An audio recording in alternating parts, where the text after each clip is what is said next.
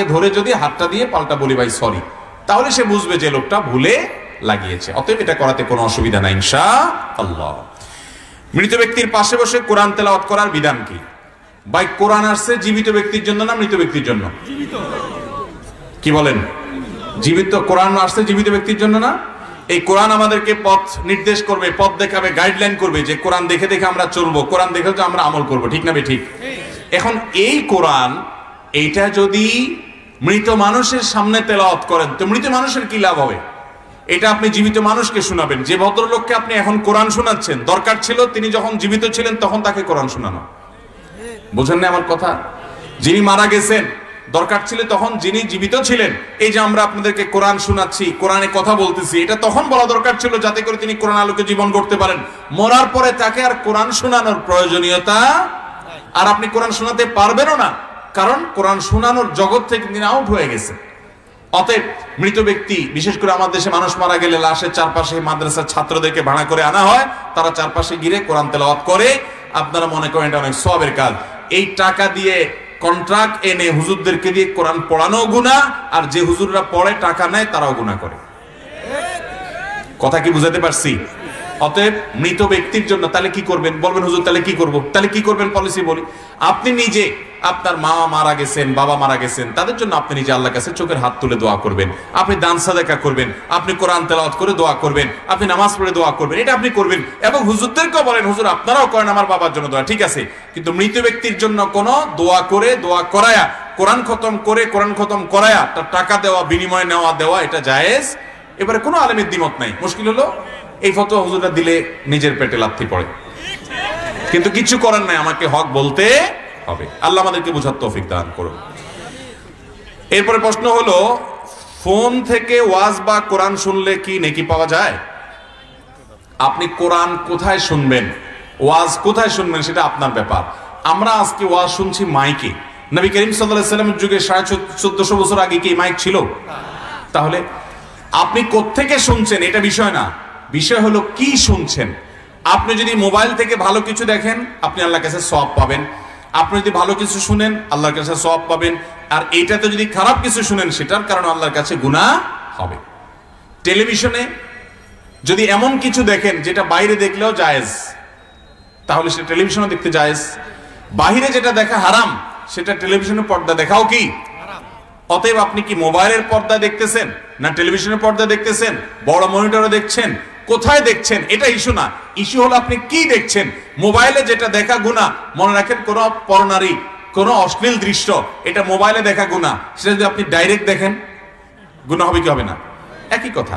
এজন্য মোবাইলে যদি আপনি কোরআন তেলাওয়াত শুনেন ইনশাআল্লাহ সওয়াব পাবেন, আর যদি ওয়াজ নসিহত এবং ভালো কথা শুনেন তার কারণে আপনি হেদায়েতের আশা করতে পারেন এবং সওয়াব পাবেন ইনশাআল্লাহ।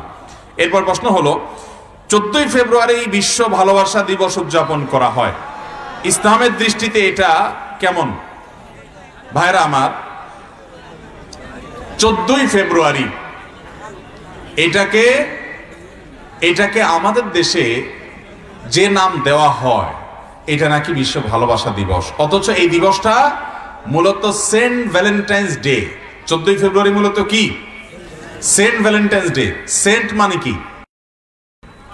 সেন্ট বলা হয় ধর্মযাজক, গুরু। খ্রিস্টান ধর্মযাজক সাধারণত তারা তাদের ধর্মের গুরুকে, যাজককে বা আপনার ওই যে পাদ্রীকে, সাধুকে তারা সেন্ট বলে। তো এখন সেন্ট ভ্যালেন্টাইন্স মানে হলো সাধু ভ্যালেন্টাইন বা খ্রিস্টানদের ধর্মগুরু ভ্যালেন্টাইনের দিবস। মুসলমানের সন্তান পালন করছে, জানেও না এটা কি জিনিসটা। তো সেন্ট ভ্যালেন্টাইন্স এই ভদ্রলোক আজ থেকে হাজার হাজার বছর আগে, তার ইতিহাস নিয়ে আপনি গুগলে একটু সার্চ দিয়ে দেখেন সেন্ট ভ্যালেন্টাইন্স ডে কি, এর ইতিহাস কি, কোত্থেকে শুরু হলো, আপনি সার্চ দিয়ে, আমি দেখছি এত পরিমাণ ঘটনা দেখবেন আপনার মাথা আওলানোর অবস্থা হবে। অনেকে বলেছেন যে তিনি কোন একটা মেয়ের সাথে সম্পর্ক করেছেন, রাজার মেয়ে, সেজন্য তাকে মৃত্যুদণ্ড দেওয়া হয়েছে। এরপর থেকে যারা অবৈধ সম্পর্ক করে সবার জন্য আইকন হিসাবে তাকে বানিয়ে তারা প্রতি বছর এই দিনে তাকে আপনার মৃত্যুদণ্ড দেওয়া হয়েছে, সেজন্য এই দিবসটা পালন করে। অনেকে বলছে তিনি ভালো মানুষ ছিলেন, ডাক্তার ছিলেন, চিকিৎসক ছিলেন, কোন একটা মেয়েকে ট্রিটমেন্ট করতে গিয়ে তার সাথে তার ভালো সম্পর্ক তৈরি হয়ে যায় এবং লোকটা আগে অন্য ধর্ম ছিলেন, খ্রিস্টান হয়েছেন। তখন রোমান আপনার সাম্রাজ্যে খ্রিস্টান হওয়াটা দোষণীয় ছিল, এই জন্য তাকে হত্যা করা হয়েছে। তিনিও মেয়েটাকে উদ্দেশ্য করে একটা চিঠি লিখেছেন, সেই চিঠি মেয়েটার কাছে পরে পৌঁছানো হয়েছে। এরপর থেকে এই যে অবৈধ বা বিবাহ বহির্ভূত যে রিলেশন হয়, সেই রিলেশনের জন্য 14 ফেব্রুয়ারি দিনটাকে উদযাপন করা হয়। নানা রকমের কাহিনী আছে এই দিনকে কেন্দ্র করে। কিন্তু এই ব্যাপারে কোনো সন্দেহ নাই যে 14 ফেব্রুয়ারিতে কোনো পবিত্র, বৈধ, ভালো এবং আসল ভালোবাসা আদান প্রদান পৃথিবীতে কেউ সাধারণত এই দিনে করে না। আচ্ছা, আমরা আমাদের মাকে ভালোবাসি কি বাসি না? বাবাকে ভালোবাসি না? ভাই বোন একজন আরেকজনকে ভালোবাসি না? প্রতিবেশীকে আমরা ভালোবাসি না? আত্মীয় স্বজনকে ভালোবাসি না? বন্ধু বান্ধব একজনকে ভালোবাসি না? কিন্তু 14 ফেব্রুয়ারিতে কোন ভালোবাসা হয়? কারো অজানা আছে? সব 2 নম্বরটা হয় না? তাহলে বোঝা গেল এই দিনটা হলো 2 নম্বর ভালোবাসার দিন। এই 2 নম্বরটা হলো গলি গালিতে, চিপা চাপায়, ফেসবুকে, ইনবক্সে 2 নম্বর করার দিন। অতএব এটা কোনো পবিত্র মানুষের পবিত্র দিবস হতে পারে না। ভাইরা আমার, আমাদের সমাজে এমনিতে ভালোবাসার প্রচুর অভাব আছে, যেটা আমি বলছি। আগে বাপ ছেলে মেয়ের মধ্যে যে ভালোবাসা ছিল, এখন কি সেটা আছে আগের মতো? স্বামী স্ত্রীর মধ্যে যে ভালোবাসা ছিল, দিন দিন সেটা হারিয়ে যাচ্ছে কি যাচ্ছে না? বন্ধু বান্ধবের প্রতি যে ভালোবাসা ছিল, প্রতিবেশীর প্রতি যে ভালোবাসা ছিল, এগুলো আছে এখন আগের মতো? দিন দিন সব হারিয়ে যাচ্ছে। ভালোবাসার আকাল চলছে, অভাব চলছে, মানুষ স্বার্থপর, কেউ কাউকে ভালোবাসে না।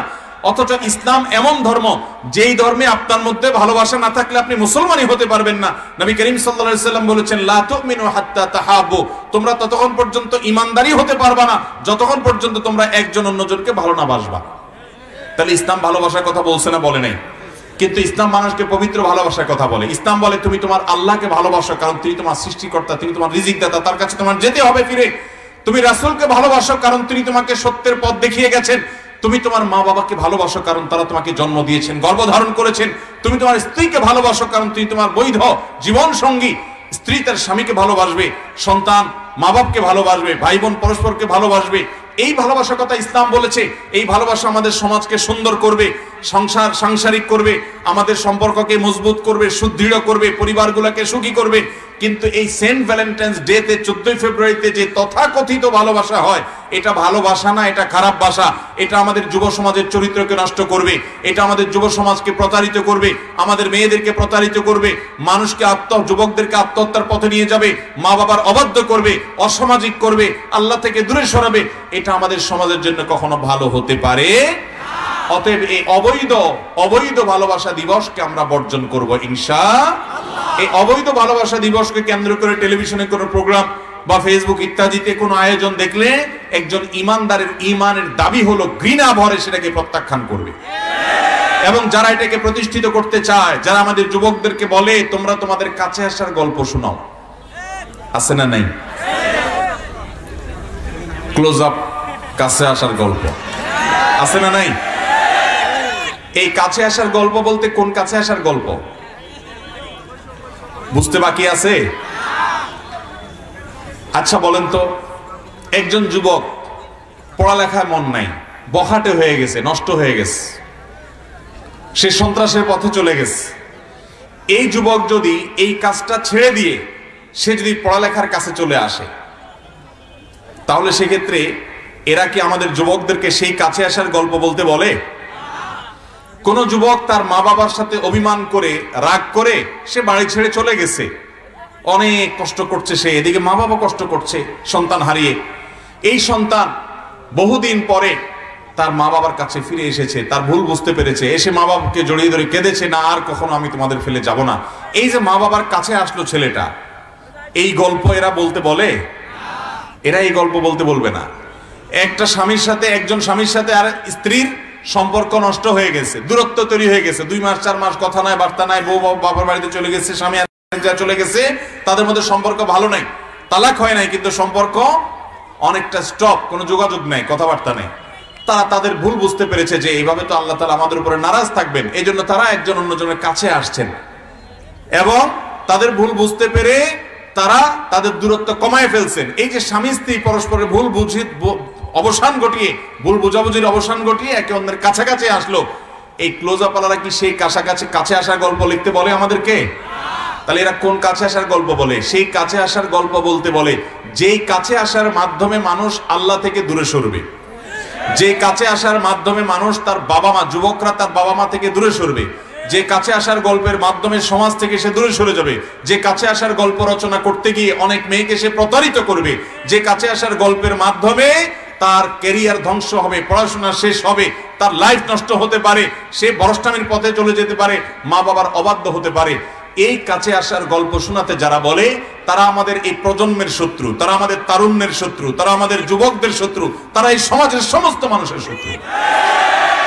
এদেশের মুসলমান, হিন্দু, ধর্ম, বর্ণ নির্বিশেষে প্রতিটা মানুষ পরিবার বান্ধব জীবন যাপন করতে চায়, পরিবার বান্ধব জীবন যাপন করতে চায়, তারা মা বাবার সাথে থাকতে চায়, মা বাবার নির্দেশ মানতে চায়, যুবকরা মা বাবার মাধ্যমে বিয়ে শাদী করতে চায়। যারা এই ব্যবস্থাটাকে ভেঙে দিতে চায় এরা শুধুমাত্র মুসলমানদের দুশ্মন না, তারা এ দেশের দুশ্মন, তারা এ দেশীয় কালচারের দুশ্মন, তারা পশ্চিমা দুনিয়ার কালচারকে এদেশে আমদানি করতে চায়। আমাদের যুবকদের দায়িত্ব হবে ঘৃণা ভরে তাদের এই নষ্ট কালচারকে, ভ্রষ্ট কালচারকে ছুঁড়ে ফেলে দেওয়া। যুবকরা, আমাদের বুকের যত ভালোবাসা আছে, এই ভালোবাসা আমরা নিবেদন করব আমাদের আল্লাহকে, এটা নিবেদন করব আমাদের রাসূলকে, এটা আপনি নিবেদন আপনার স্ত্রী যার সঙ্গে আপনার বিয়ে হবে সেই স্ত্রীর জন্য সকল ভালোবাসা জমায়ে রাখবেন। বিয়ে হওয়ার পরে সকল ভালোবাসা স্ত্রীকে দিবেন, কারণ আপনার এই ভালোবাসার বৈধ হকদার দাবিদার আপনার স্ত্রী। অবৈধ জায়গায়, অজায়গায়, কুজায়গায়, প্রেমের নামে, 2 নম্বর সম্পর্কের নামে ভালোবাসা যেখানে সেখানে করে এরপরে এক সময় যখন আপনার বিয়ে করবেন, আসল ভালোবাসার সময় হবে ওই যে অজায়গায় কুজায়গায় ভালোবাসা যেখানে সেখানে খরচ করার পর আসল সময় দেখবেন ভালোবাসার টান পড়ছে। অতএব যুবকরা 2 নম্বরের সম্পর্ক ছেড়ে দিব তো ইনশাআল্লাহ। 2 নম্বর সম্পর্ক কখন আমাদেরকে সুখী করতে পারে? যত বাবা চাচারা আছে এখানে খোঁজ নিয়ে দেখেন ওনাদের কারোর এই সমস্ত হারাম সম্পর্ক ছিল কিনা। চাচা ছিল? কোন অবৈধ সম্পর্ক ছিল বাবা? ছিল না। এ জানেও না বেচারা যে এটা আবার কি, ঠিক না বে ঠিক? জানেও না মুরব্বীরা। আর এখন এমন পোলাপান পাওয়া কঠিন যে পোলা জীবনে 2, 4, 5টার সাথে এই ডেট না করছে। ভাইরা আমার, যৌবনকাল সম্পর্কে আল্লাহ আলাদা জিজ্ঞাসা করবেন। অতএব যৌবনকালকে হেফাজত করতে হবে। এই যে বাবা চাচাদের কথা বলছি, ওনারা অবৈধ সম্পর্ক করেন নাই, কিন্তু দাম্পত্য জীবনের বেশিরভাগ চাচারা দেখবেন সুখী, চাচিদের সাথে খুব ভালো সম্পর্ক। আর এখন যুবকরা এখানে সেখানে ডানে বামে ইটিস পিটিস করে তাদের চরিত্র নষ্ট করে। ওই বৈধ ভালোবাসার পর বিয়েতে ডাকডোল পিটায়, এত টাকা পয়সা খরচ করে, এত লাইটিং, এত গেট, এত কিছু, এরপরও বিয়ের পরে চুলাচুলি হইতে দেরি, সম্পর্ক ভাঙতে দেরি। যত আওয়াজ করে বিয়ে হয় তত আওয়াজ করে ভাঙে। অতএব এই সমাজ বিধ্বংসী সংস্কৃতিকে যারা আমদানি করে সেই সকল প্রতিষ্ঠানকে, ব্যক্তিকে আমরা আল্লাহর জন্য, আমাদের ভালোবাসা হবে যে আল্লাহর ভালোবাসায় তাদেরকে আমরা বর্জন করব। ঠিক আছে তো ইনশাআল্লাহ? আল্লাহ আমাদের যুবক ভাইদের হেফাজত করুন। আমরা এরপরের প্রশ্নে যাচ্ছি, এদিকে মনোযোগ দিয়ে ভাই। এরপরের প্রশ্ন হলো, আমি একজন ব্যবসায়ী, 2-1 জন ছেলে বাসা থেকে চাল চুরি করে এনে আমার কাছে বিক্রি করে, আবার 2-1 জন বৃদ্ধ মহিলা ছেলে ওষুধের টাকা দেয় না বলে ছেলের ঘরের চাল না বলে চুপ করে এনে আমার কাছে বিক্রি করে। আমি যদি তাদের চাল না কিনি তাহলে তারা সে চাল অন্য কোথাও না কোথাও বিক্রি করবেই। আমার প্রশ্ন হলো, ওনাদের সে চাল কিনলে কি আমার গুনাহ হবে? খুব দরকারি প্রশ্ন ভাইরা আমার। এখানে 2 ব্যক্তির কথা বলা হয়েছে। এক হলো ও যে ছেলে বাপের সংসার থেকে চাল চুরি করে এনে বিক্রি করছে, এটা একটা। আরেকটা কথা বলা হয়েছে, মা সন্তান তার ঔষধের টাকা দেয় না দেখে চাল এনে বিক্রি করেছেন। তাহলে 2টা 2 রকম। শেষেরটার কথা আগে বলি। যদি কোনো স্বামী তার স্ত্রীকে ভরণ পোষণ না দেয়, কোনো মাকে যদি তার সন্তান সামর্থ্য থাকার পরও তার মৌলিক প্রয়োজন যা পূরণ না করলে না, যেমন তিনি অসুস্থ, তার ওষুধ না খেলে তিনি অসুস্থ হয়ে যান, কিন্তু ওষুধ কিনে দেয় না, সন্তান বখিলি করে, কৃপণতা করে, তাহলে সেক্ষেত্রে ওই সন্তান থেকে ঔষধ কেনার জন্য যা লাগে ওইটা তিনি নিতে পারেন, সে অধিকার তার আছে। এবং স্ত্রীকে যদি ভরণ পোষণ না দেয়, স্ত্রী ওইটা নিতে পারেন, সে অধিকার তার আছে। কিন্তু ছেলেরা বাবার সংসার থেকে চাল নিয়ে যে বিক্রি করেন, সেই বিক্রি করা 2 নম্বরই করা কিনা জায়েজ নাই। আচ্ছা ভাইরা, তো যেটা বলছিলাম, ওই যে চাল চুরি করা, চাল চুরি করে বিক্রি করতে আসছে, দোকানদারের জন্য কেনা জায়েজ হবে কিনা? শুধু চাল কেন, অনেক কিছুই এরকম চুরি করে এনে বিক্রি করা হয়, ঠিক না বে ঠিক? এটা জায়েজ আছে কিনা পরিষ্কার করে শুনে রাখেন। আপনি যদি জানেন যে এটা চোরাই জিনিস, তাহলে সেই চোরাই জিনিসটা আপনি কিনবেন এর মানে হলো চোর যে চুরি করতেছে তার চুরিতে আপনি হেল্প করলেন, ঠিক না বেঠিক? আর আল্লাহ বলেছেন ওয়ালা তাআবানু আলাল ইসমি ওয়াল উদওয়ান, তোমরা পাপের কাজে একে অন্যের সীমালঙ্ঘনের কাজে একে অন্যের সহযোগিতা করবা। এখন সে আপনার কাছে চালটা আনছে, আপনি জানেন চুরি করে আনছে, ওইটা যদি আপনি কিনেন টাকা দেন, তার মানে হলো ওর চুরির হেল্প সহযোগিতা করে চুরির ভাগীদার আপনিও হলেন। একজন একজনকে খুন করার জন্য ছুরি ধার করা দরকার, আপনি ছুরি ধারটা করে দিয়েছেন বা ছুরিটা আগায় দিয়েছেন, তাহলে আপনিও খুনি হয়ে গেলেন না? ঠিক একইভাবে আপনিও চোর হয়ে যাবেন যদি চোরাই জিনিস বিক্রি করতে বা কিনতে সহযোগিতা করেন। আমাদের দেশে ঢাকা শহরে একটু বেশি, জেলা শহরগুলোতেও আছে, আমি জানি না আপনাদের রংপুর জেলায় আছে কিনা, শহরে আছে কিনা, অবশ্যই থাকার কথা।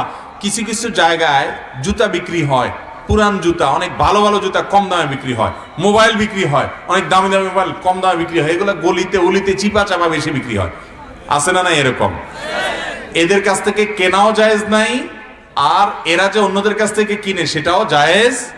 কারণ আমরা যখন নিশ্চিত হব এটা চোরাই মার্কেট, অনেক জায়গায় নামই আছে এটা চোরাই মার্কেট, আছে না নাই? তো এটা চোরাই হলো না, ডাকাতি হলো ডাইরেক্ট খুললুম খোলা। তো এরকম চোরাই মার্কেটে আপনি কোনো কিছু কিনলেন, সেটা কি হবে না? জায়েজ হবে।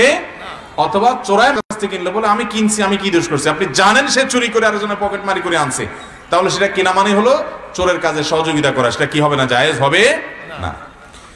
এরপরে প্রশ্ন হলো, আমি সংক্ষিপ্ত একটি বিষয়ভিত্তিক তাফসিরের কিতাব কিনে পড়তে চাই। তাফসিরের তো অনেক কিতাব, তার মধ্যে আমার জন্য কোনটা ভালো হবে? তাফসিরের কিতাবগুলোর মধ্যে থেকে তাফসিরে ইবনে কাসির, এটা খুবই চমৎকার এবং সারা বিশ্বে মুসলমানদের কাছে সবচেয়ে বেশি নন্দিত তাফসিরের কিতাব। তাফসিরে ইবনে কাসিরের পুরাটা যদি আপনি কিনেন, বাংলা অনুবাদ হয়েছে, ইসলামী ফাউন্ডেশন থেকে সম্ভবত অনুবাদ করা হয়েছে, সেটা অনেক বড়, কয়েক ভলিউমে। এটা সংক্ষিপ্ত রূপও আছে, সেটারও অনুবাদ আছে, এটা আপনি পারলে সংগ্রহ করবেন। অথবা তাফসির আল কোরআনের সংক্ষিপ্ত যেটা, সেটাও খুব চমৎকার। তাফসির তাওজিল কোরআনটাও বেশ চমৎকার, প্রফেসর ডক্টর আবু বকর মোহাম্মদ জাকারিয়া হাফিজাহুল্লাহ, তার একটা সংক্ষিপ্ত তাফসির আছে, এটাও বেশ সুন্দর এবং ভালো। তো তাফসিরের ভিতরে সংক্ষিপ্ত যদি চান তাহলে এই সংক্ষিপ্ত কয়েকটা ভার্সন দিয়েছে, আর যদি লম্বা চান দীর্ঘ কয়েক ভলিউমে, তাহলে অনেকগুলো তাফসির কিতাবই আছে। সেগুলোর মধ্যে তাফসিরে ইবনে কাসির হলো বিশ্বের সবচেয়ে বেশি সমাদৃত, পুরো ভলিউম সবগুলো আপনি কিনতে পারেন। বিষয়ভিত্তিক হাদিসের কিতাব কোনটা পড়বে এবং সিরাত গ্রন্থ আল-রাহিকুল মাকতুম কোন প্রকাশনীটা ভালো হবে? আপনার লেখা সকাল সন্ধ্যার আমল বইটি সংগ্রহ করবো ইনশাআল্লাহ। আলহামদুলিল্লাহ, বিষয়ভিত্তিক হাদিসের বই হিসেবে যদি আপনি পড়তে চান, তাহলে বাংলাদেশের একজন রচয়িতা, সংকলক, হাদিস সংকলক, চট্টগ্রামের মুফতি ফয়জুল রহমতুল্লাহ একটা আছে ফয়জুল কালাম। এই বইটা আমাদের দেশে মানুষের হাতে খুব বেশি দেখা যায় না, অবশ্য বইটা অসম্ভব উপকারী একটা বই। আরেকটা আছে ইমাম নবী রহমতুল্লাহ আলাইহির রিয়াদুস সালিহিন। রিয়াদুস সালিহিন এই বইটাও খুব চমৎকার একটা বই, অসাধারণ একটা বই। তারপরে এরকম আরো হাদিসের বহু সংকলিত রূপ আছে, সেগুলো আপনি আপনার সংগ্রহ রাখতে পারেন। এরপরে প্রশ্ন হলো, আমি সারা জীবন মা বাবার সাথে ভালো ব্যবহার করতে চাই এবং এখন থেকে সে চেষ্টা করি।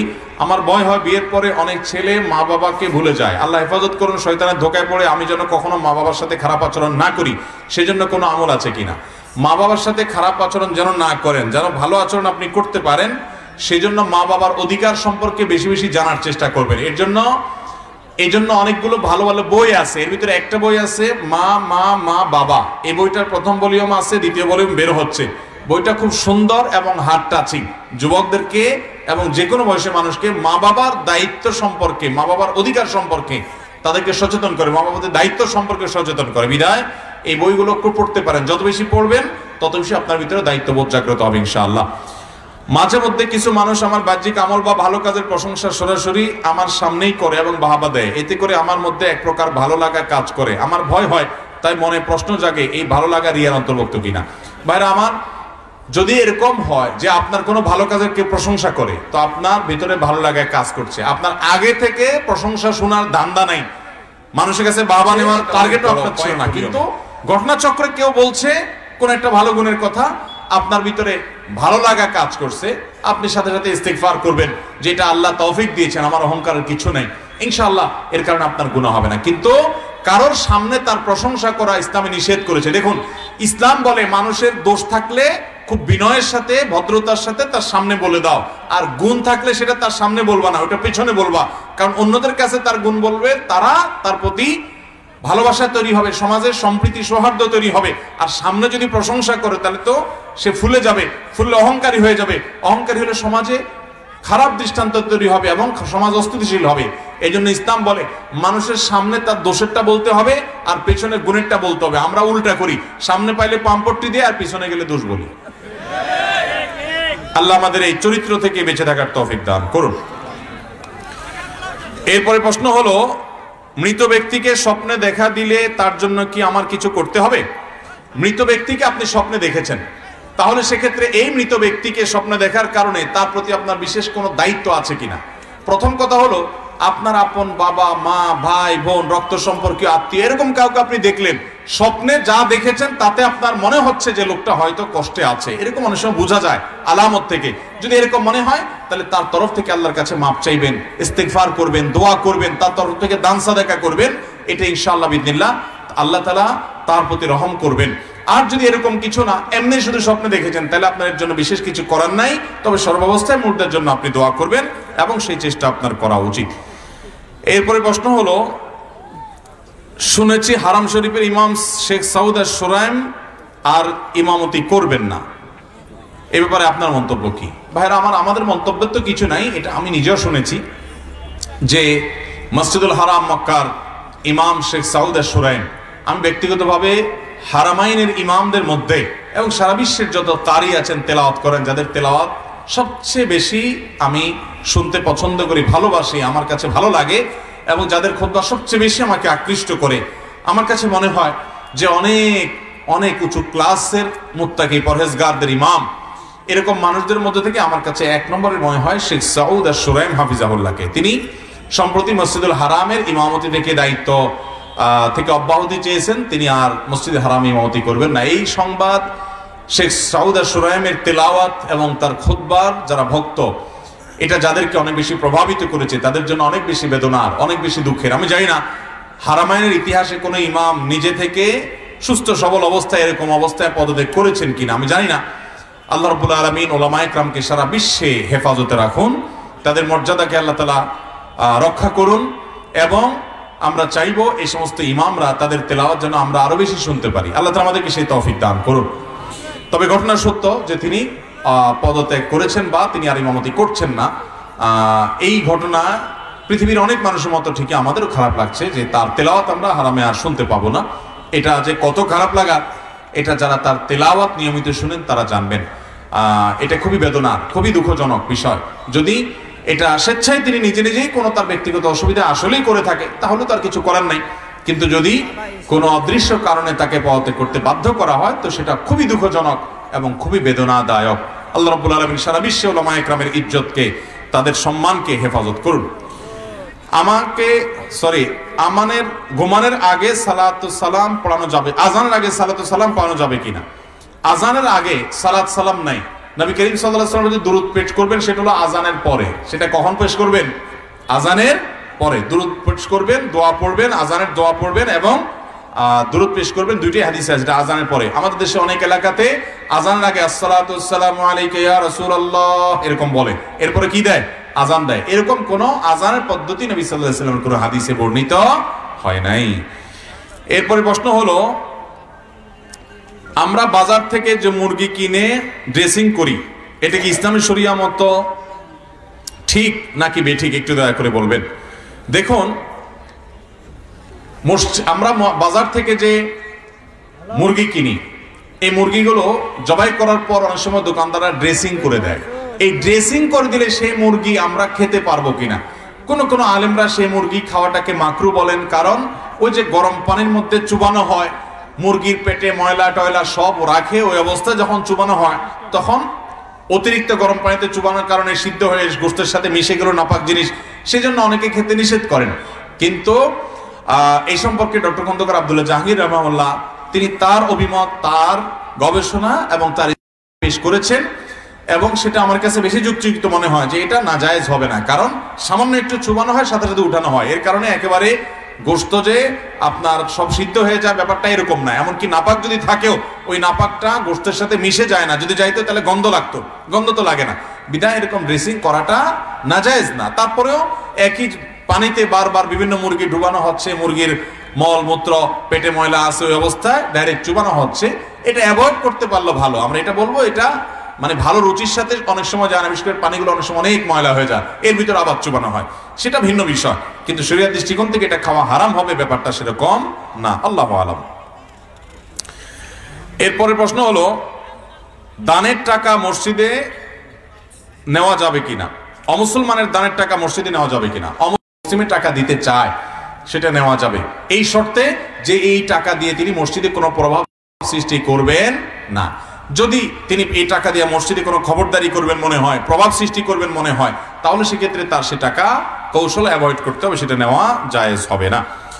এরপর প্রশ্ন হলো, একজন দোতলা মসজিদ করে দিবে, তবে শর্ত হলো দ্বিতীয় তলা দাতায় বসবাস করতে চায়, এই শর্তে মসজিদ করে দেওয়া যাবে কিনা?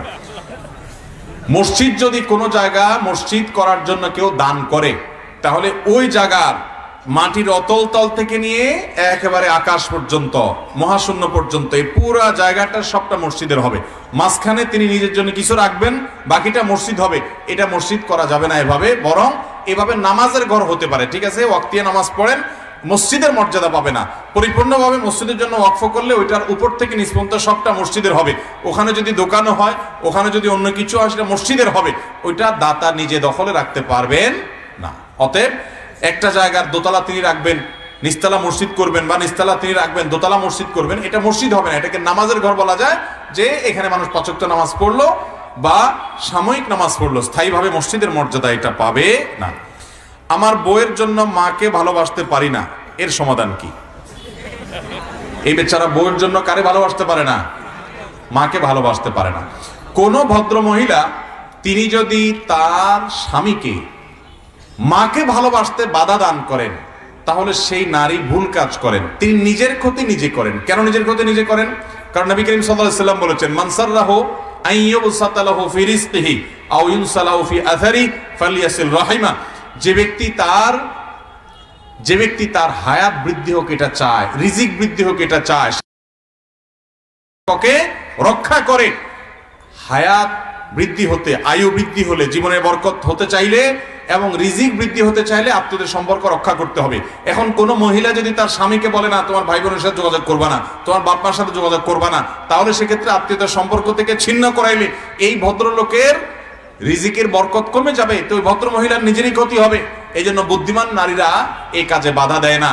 আজকে আপনার স্বামী যেরকম তার বাপ মার সাথে সম্পর্ক যেন না রাখুক আপনি চান, আপনার ছেলে মেয়ে যখন হবে তাদের স্ত্রী যদি তাদেরকে, ছেলেদেরকে বলে তোমার মা বাবার সাথে সম্পর্ক রাখিও, আপনার কাছে কেমন লাগবে? আল্লাহ তাআলা আমাদের বোনদেরকে এই ধরনের হিংসাত্মক কর্মকাণ্ড পরিহার করার তৌফিক দান করুন। অতএব বউ যদি এরকম কথা বলে, বউর সেই কথা শোনা যাবে না, বরং বিনয়ের সাথে তাকে পারলে কনভিন্স করবেন, আর না হলে তিনি যতই বলুক না কেন আপনি মা বাবার সাথে সম্পর্ক ছিন্ন করতে পারবেন না। অনেক মানুষ আছে, অনেক পুরুষ আছে, বউয়ের এই কথা কাইত হয়ে যায়, আছে না নেই? বউ বলছে তো বস, উনি আর কোনো কথা নাই, এটা উচিত না। সন্তান আসার জন্য কোন আমল করব? সন্তান লাভের জন্য কি আমল করব? সন্তান লাভের জন্য যে সমস্ত আমল আমাদেরকে করার কথা কোরআন হাদিস বলেছে, এর মধ্যে থেকে একটা আমল হলো ইস্তিগফার, আস্তাগফিরুল্লাহ ওয়া আতুবু ইলাইহি, বেশি বেশি ইস্তিগফার পড়বেন। আরেকটা হলো কোরআনে কারীমের দোয়া রব্বি হাবলি মিনাস সালিহিন, এটা পাঠ করবেন। আরেকটা দোয়া হলো রব্বি হাবলি মিন লাদুনকা যুররিয়াতান তাইয়্যিবা ইন্নাকা সামিউদ দুআ, এই দোয়া পাঠ করবেন। আরেকটা দোয়া হলো রব্বানা রব্বি লা তাযারনি ফারদা ওয়া আনতা খায়রুল ওয়ারিসিন। এই সব দোয়াগুলো সন্তান লাভের দোয়া। আল্লাহ নবী জাকারিয়া আলাইহিস সালাম এবং আল্লাহ নবী ইব্রাহিম আলাইহিস সালাম, এই দুইজন নবী তারা বার্ধক্য বয়সে আল্লাহর কাছে এই দোয়াগুলো পড়ে সন্তান চেয়েছেন, আল্লাহ সন্তান দান করেছেন। আবার দোয়াগুলো বলি, রব্বি হাবলি মিনাস সালিহিন, আরেকটা হলো রব্বি লা তাযারনি ফারদা ওয়া আনতা খায়রুল ওয়ারিসিন, আরেকটা হলো রব্বি হাবলি মিন লাদুনকা যুররিয়াতান তাইয়্যিবা ইন্নাকা সামিউদ দুআ। এরপরে সর্বশেষ প্রশ্ন আজকের, তারপর আপনাদেরকে প্রশ্ন করব। আপনাদের ছুটি নেই, পুরস্কার নিয়ে যাবেন। আমার একজন প্রতিবন্ধী মেয়ে আছে, তাকে বিয়ে দিয়েছি, তার একটি মেয়ে বাচ্চা আছে, কিন্তু আমার মেয়ের সংসার হয়নি। মেয়ে এবং নাতনিকে আমি লালন পালন করছি, নাতনিকে কি আমার সম্পদের অংশ দেয়া যাবে? এতে কি আমার জন্য ছেলে মেয়েদের হক নষ্ট করা হবে? না, হক নষ্ট করা হবে না। কোনো দাদা, কোনো দাদি, কোনো নানা, কোনো নানি, তারা যদি তাদের নাতি নাতনিকে কোনো সম্পদ ওসিয়ত করতে চায়, সেটা জায়েজ আছে, কারণ নাতি নাতনি তাদের ওয়ারিস না, তাদের জন্য শরীয়তে কোনো হিস্সা ঠিক করে দেয়নি। যেহেতু কোনো হিস্সা ঠিক করা নাই, এই জন্য তাদের জন্য ওসিয়ত করা যে ঠিক আছে আমি মারা গেলে আমার এই নাতনিটাকে এই জমিটা তোমরা দিবা, বা আমার এই নাতিটাকে অমুক জমিটা দিবা, ওই টাকাটা দিবা, ওই সম্পদটা দিবা, এটা জায়েজ আছে, এটা না জায়েজ বা গুনাহ হবে না। অতএব নাতি নাতনিকে তাদের জন্য ওসিয়ত করা এটা কোনো হারাম না, বরং এটা না জায়েজ, এটা জায়েজ এবং এটা হালাল হবে ইনশাআল্লাহ তাআলা। বিশেষ করে তারা যদি অসহায় হয় তখন তাদেরকে আরো বেশি এটা দেওয়া যাবে। অনেক সময় দেখা যায় বয়স অল্প কিন্তু দাড়ি লাল হয়ে গেছে কিংবা দাড়ি সাদাই হয়ে গেছে, তখন আমরা সেই সাদা দাড়ি বা লাল দাড়িকে কালো করি, আছে না নাই? নবী করিম সাল্লাল্লাহু আলাইহি সাল্লাম বলেছেন গায়্যিরু হাদা শাইয়্যিব, তোমাদের এই দাড়ি চুল এগুলো যদি সাদা হয়ে যায় বা ধরুন লাল হয়ে গেল, সাদা হয়ে যাওয়ার কথা নবী সাল্লাল্লাহু আলাইহি সাল্লাম বলেছেন যদি সাদা হয়ে যায় তাহলে এগুলোকে কালার করে পরিবর্তন করো, কিন্তু অজান্নিবুস সাওয়াদ, তোমরা কালো কালারকে পরিহার করবে, কালো কালার ব্যবহার করবে না। কেন তিনি কালো কালার ব্যবহার করতে নিষেধ করেছেন সেটার ইলম একমাত্র আল্লাহ তাআলাই সবচাইতে ভালো জানেন। তার সব নির্দেশের কেন যদি আমরা বুঝে যাই তাহলে তো আমরা তার সমানই হয়ে গেলাম। আর এর আরেকটা কারণ এটাও যে এর মাধ্যমে মানুষ বয়স লুকানোর চেষ্টা করে। এখন কত হলো যার বয়স কম তার তো আসলেই বয়স কম, লুকানোর কিছু নাই, কিন্তু হাদিসে যেহেতু ঢালাও ভাবে নিষেধ আছে এই জন্য যুবক ভাইরাও যদি সাদা হয়ে যায় তাহলে মেহেদি ব্যবহার করতে পারেন, অন্য কোনো কালার ব্যবহার করতে পারেন, যেই কালার ব্যবহার করার ফলে আপনার সাদা কিংবা লাল এই চুলটা বা এই দাড়িটা অন্য কোনো কালারফুল হলো, কিন্তু কালো কালার যেটাকে বলা হয় একেবারে পিওর কালো, যেটাকে বলা হয় কালো খেজাব, এই কালো খেজাব দাড়ি বা চুলে ব্যবহার করা জায়েজ নাই। জন্ম নিয়ন্ত্রণ করা ইসলামে জায়েজ আছে কি? জন্ম নিয়ন্ত্রণ করা ইসলামে জায়েজ আছে কি নেই? এই প্রশ্নের উত্তর হলো জন্ম নিয়ন্ত্রণ এটা যদি হয় যৌক্তিক এবং গ্রহণযোগ্য শরিয়া গ্রাহ্য কোনো কারণে তাহলে সেটা জায়েজ আছে, কিন্তু সেটা অস্থায়ী পদ্ধতি হলে তখন জায়েজ হবে। স্থায়ীভাবে জন্ম বিরতিকরণ বা জন্ম নিয়ন্ত্রণ করা এটা কোনো অবস্থাতে ইসলামে জায়েজ নাই। আমি ব্যক্তিগতভাবে এরকম মানুষকে চিনি যে মাত্র 2টা সন্তান ছিল, এরপরে লাইগেশন করে ফেলেছেন, স্থায়ীভাবে জন্ম নিয়ন্ত্রণ করে ফেলেছেন, আর সন্তান হবে না, রাস্তা একেবারে বন্ধ করে ফেলেছেন।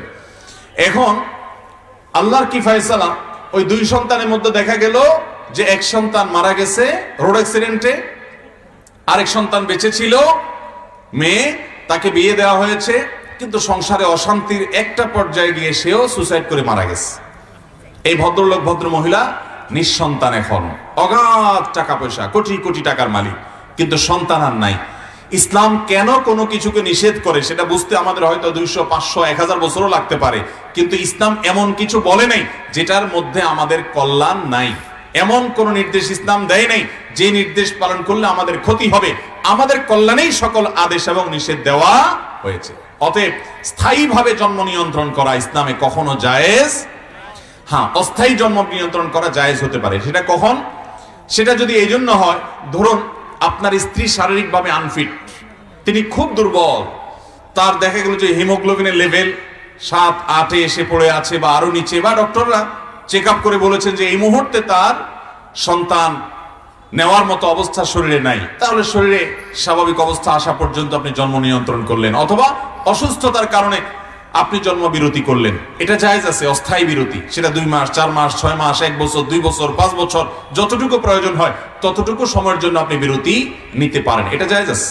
কিন্তু আপনি যদি জন্ম বিরতি বা জন্ম নিয়ন্ত্রণ করেন এই উদ্দেশ্যে যে সন্তান হলে কি খাওয়াবো, এরকম অনেকে নিয়ত করে কি করে না, অনেকের মন মানসিকতা এরকম আছে না নাই, যে সন্তান হলে আমি কি খাওয়াবো। অনেকে বলে এখন বেতন কম, একটা ছেলে আছে, আরেকটা হলে আমার টাকার টানাটানি হবে। মনে রাখবেন আল্লাহ তাআলা কোরআনে কারীমে বলেছেন ওমা মিন দাব্বাতিন ফিল আরদি ইল্লা আলাল্লাহি রিজকুহা, এই পৃথিবীতে এমন কোন প্রাণী নাই যেই প্রাণীর রিজিকের দায়িত্ব আল্লাহ তাআলা নেন নাই। তাহলে মানুষের রিজিকের দায়িত্ব আল্লাহ তাআলা নিয়েছেন না নেন নাই? নিয়েছেন না নেন নাই? ভাইরা আমার, আল্লাহ রাব্বুল আলামিন রিজিকের মালিক, বিধায় রিজিক কি খাবে এই চিন্তা করার মতো বোকামি আরেকটা হতে পারে। এই যে এখন বিভিন্ন টেকনোলজি বের হয়েছে, হাইব্রিড ধান হয়, হাইব্রিড বিভিন্ন ফসল হয়, কিয়ামতের আগে মানুষের সংখ্যা যত বাড়বে তাদের রিজিকের জন্য আল্লাহ রাব্বুল আলামিন নানান পদ্ধতি মানুষের মাথায় দিবেন। অর্থাৎ মানুষের রিজিকের জিম্মাদারি আল্লাহ তাআলা নিয়েছেন। আল্লাহ যদি কাউকে রিজিক খাওয়াতে না চান, আল্লাহ যদি কারোর কপালে রিজিক না রাখেন, তাহলে বাসাবর্তী খাওয়া থাকা সত্ত্বেও সে না খেয়ে মারা যেতে পারে। ঠিক না ভাই? ঠিক ভাইরা আমার, সেই জন্য ইমানদার কখনো রিজিকের ভয়ে জন্ম নিয়ন্ত্রণ করতে পারে।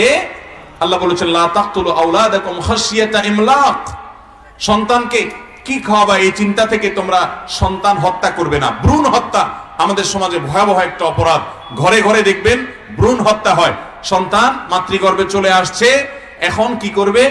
ঔষধ দিয়ে, মেডিসিন দিয়ে সেটাকে ক্লিয়ার করা হচ্ছে, পরিষ্কার করা হচ্ছে, হত্যা করা হচ্ছে, এমনকি হার্টবিট চলে এসেছে। তারপর দেখা যাচ্ছে যে বিভিন্ন রকমের প্রক্রিয়ায় আপনার সেটাকে, গর্ভকে আপনার ক্লিন করা হচ্ছে, সন্তানকে হত্যা করা হচ্ছে। এগুলো ইসলামে কোন অবস্থাতে জায়েজ নাই। মানুষ এটা পৃথিবীতে বোঝা নয়, মানুষ বরং সম্পদ। চায়না, ইতালি, পৃথিবীর অনেক উন্নত দেশের দিকে আপনি তাকালে দেখবেন সেই সব দেশগুলোতে এখন আর মানুষের জন্মের হার সরকারি প্রণোদনা দিয়ে আর বৃদ্ধি করা যাচ্ছে না, স্বাভাবিকভাবে আনা যাচ্ছে না। কারণ একবার তাদেরকে ওই যে জন্ম নিয়ন্ত্রণ, বিবাহ বহির্ভূত সম্পর্ক, এগুলোকে তারা অ্যাপ্রিসিয়েট করে এগুলোকে প্রতিষ্ঠা করার কারণে এখন আর তারা জন্ম নিয়ন্ত্রণ, জন্মের হারকে স্বাভাবিক তারা করতে পারছে না। অতএব আল্লাহর বিধানের বাইরে গেলে পৃথিবীতে মানুষ কখনো শান্তি পেতে পারে। বিধায় ভাইরা আমার, জন্ম নিয়ন্ত্রণ অস্থায়ী পদ্ধতিতে জায়েজ হতে পারে যদি স্ত্রীর অসুস্থতা আছে। শহরে বসবাস করেন আপনারা, হয়তো জব করেন, এখন বাচ্চাকে রাখার কেউ নেই, এই মুহূর্তে বাচ্চা হলে অসুবিধা হবে, বা এমন জায়গা আছেন এখানে দুইটা বাচ্চা পালার মতো পরিবেশ নাই, তাহলে সে সমস্ত কারণে, যৌক্তিক কারণে আপনি এটা করতে পারেন। কিন্তু কি খাওয়াবো, টাকা কম, বেতন কম, এই চিন্তা থেকে আপনি এটা করতে পারেন না। এটা আপনার বিশ্বাসের সাথে যায় না। স্বামী স্ত্রী একসাথে নামাজ আদায় করার বিধান কি? স্বামী স্ত্রী তারা একসাথে নামাজ পড়তে পারেন কিনা? এর উত্তর হলো, স্বামী স্ত্রী দুইজনের নামাজ যদি পড়েন, ধরুন আপনি 2 রাকাত এশাকের সালাত আদায় করতেছেন, আপনার স্ত্রী এশাকের সালাত আদায় করতেছেন, পাশাপাশি দুজনের আলাদা যার যার নামাজ শেষে পড়ছেন, তাহলে সে নামাজ পড়া যাবে কি যাবে না? যাবে। সে নামাজ পড়া যাবে, কোনো অসুবিধা নেই। এমনকি পাশাপাশি দাঁড়িয়ে পড়লেও নামাজ পড়া যাবে। কিন্তু যখন জামাতে নামাজ পড়বেন, ধরুন মসজিদে জামাত ছুটে গেছে, আপনি মসজিদে জামাত মিস করেছেন কোনো কারণে, এখন স্ত্রীকে সাথে নিয়ে বাসায় জামাত করবেন, সেটা জায়েজ আছে না নাই? আছে। তো সেই জামাত করার সময় আপনি ইমামতি করবেন, পুরুষ আপনি ইমামতি করবেন, আপনার স্ত্রী পাশে দাঁড়াবে না। পুরুষরা যেরকম একজন মুক্তাদি, একজন ইমাম হলে ইমাম সাহেবের ডান পাশে মুক্তাদি দাঁড়াইতে হয়, কিন্তু নারী পুরুষ যখন জামাতে নামাজ পড়বে, সেটা আপনার স্ত্রী হোক, সেটা আপনার মা হোক, সেটা আপনার বোন হোক, পরিবারের কোনো মাহরাম নারী হোক, তাহলে সেক্ষেত্রে সেই ভদ্র মহিলা পেছনে দাঁড়াবেন, আপনি সামনে দাঁড়াবেন। যদি একা হয় তো একাই তিনি দাঁড়াবেন, পাশাপাশি দাঁড়াবেন না। এটা হলো স্বামী স্ত্রী কিংবা ভাই বোন কিংবা মা ছেলে, এরকম কোন পুরুষ কোন নারী, একজন পুরুষ একজন নারী যদি জামাতের সাথে জামাত আদায় করেন। আর যদি কয়েকজন হয় তাহলে সেক্ষেত্রে তো মহিলারা সবাই এক কাতারে দাঁড়াবে আর তার আগের কাতারে পুরুষরা দাঁড়াবে। এমনকি একজন পুরুষ মুক্তাদিও যদি থাকে, সেই ইমামের পাশে দাঁড়াবে আর ভদ্র মহিলা পেছনে দাঁড়াবেন। এইভাবে জামাতে স্বামী স্ত্রী নামাজ পড়তে পারেন। এখন এই মাসালা জানার পরে আর মসজিদে যাওয়ার দরকার কি? কি বলেন? বউ জামাই যখন বাসায় নামাজ পড়া জায়েজ, পদ্ধতিও শিখে নিছেন, মসজিদে যাওয়ার দরকার আছে? আর আছে। এটা হলো তখন যখন আপনার মসজিদে কোনো কারণে 2 মাসে 4 মাসে কালে ভদ্রে হঠাৎ একদিন জামাত মিস হয়ে গেছে, তখন আপনি জামাতের সওয়াব যেন পান। জামাতে নামাজ পড়লে কি লাভ হয়? আমরা অনেকে এটা বুঝি না। জামাত আপনার কোনো কারণে মিস হয়ে গেছে, এখন আপনার দায়িত্ব হলো যে কোনো ভাবে একটা লোককে বের করে তাকে পাশে রেখে দুজন মিলে জামাতে নামাজ পড়া। আর কাউকে না পান, আপনার স্ত্রীকে সাথে নিয়ে আপনি ইমামতি করে, আপনি একামতে দিবেন, ইমামতিও করবেন, 2টা করে আপনি নামাজ পড়াবেন। এবং জামাতে নামাজ পড়ার কারণে কি হবে জানেন? নবী করিম সাল্লাল্লাহু আলাইহি ওয়াসাল্লাম বলেছেন, সালাতুল ফাজে সালাতুল জামাআতি তাফদুলু সালাতাল ফাজে বি27 দারাজা। যদি কেউ জামাতের সাথে নামাজ পড়ে, সে একাকী নামাজ পড়ার চাইতে 27 গুণ বেশি সওয়াব পাবে। সুবহানাল্লাহ। অতএব জামাতে নামাজ পড়বো তো ইনশাআল্লাহ, কিন্তু মসজিদে গিয়ে পুরুষদেরকে জামাতে নামাজ পড়তে হবে। ইসলাম কেন মসজিদে গিয়ে নামাজ পড়তে বলে?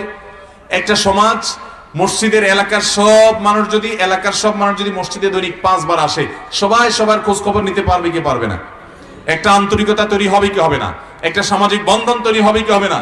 এই জন্য ইসলাম 5 ওয়াক্ত নামাজে আমাদেরকে একত্রে হয়ে জামাতের সাথে আদায় করার জন্য বলে। আল্লাহ আমাদের সবাইকে তৌফিক দান করুন।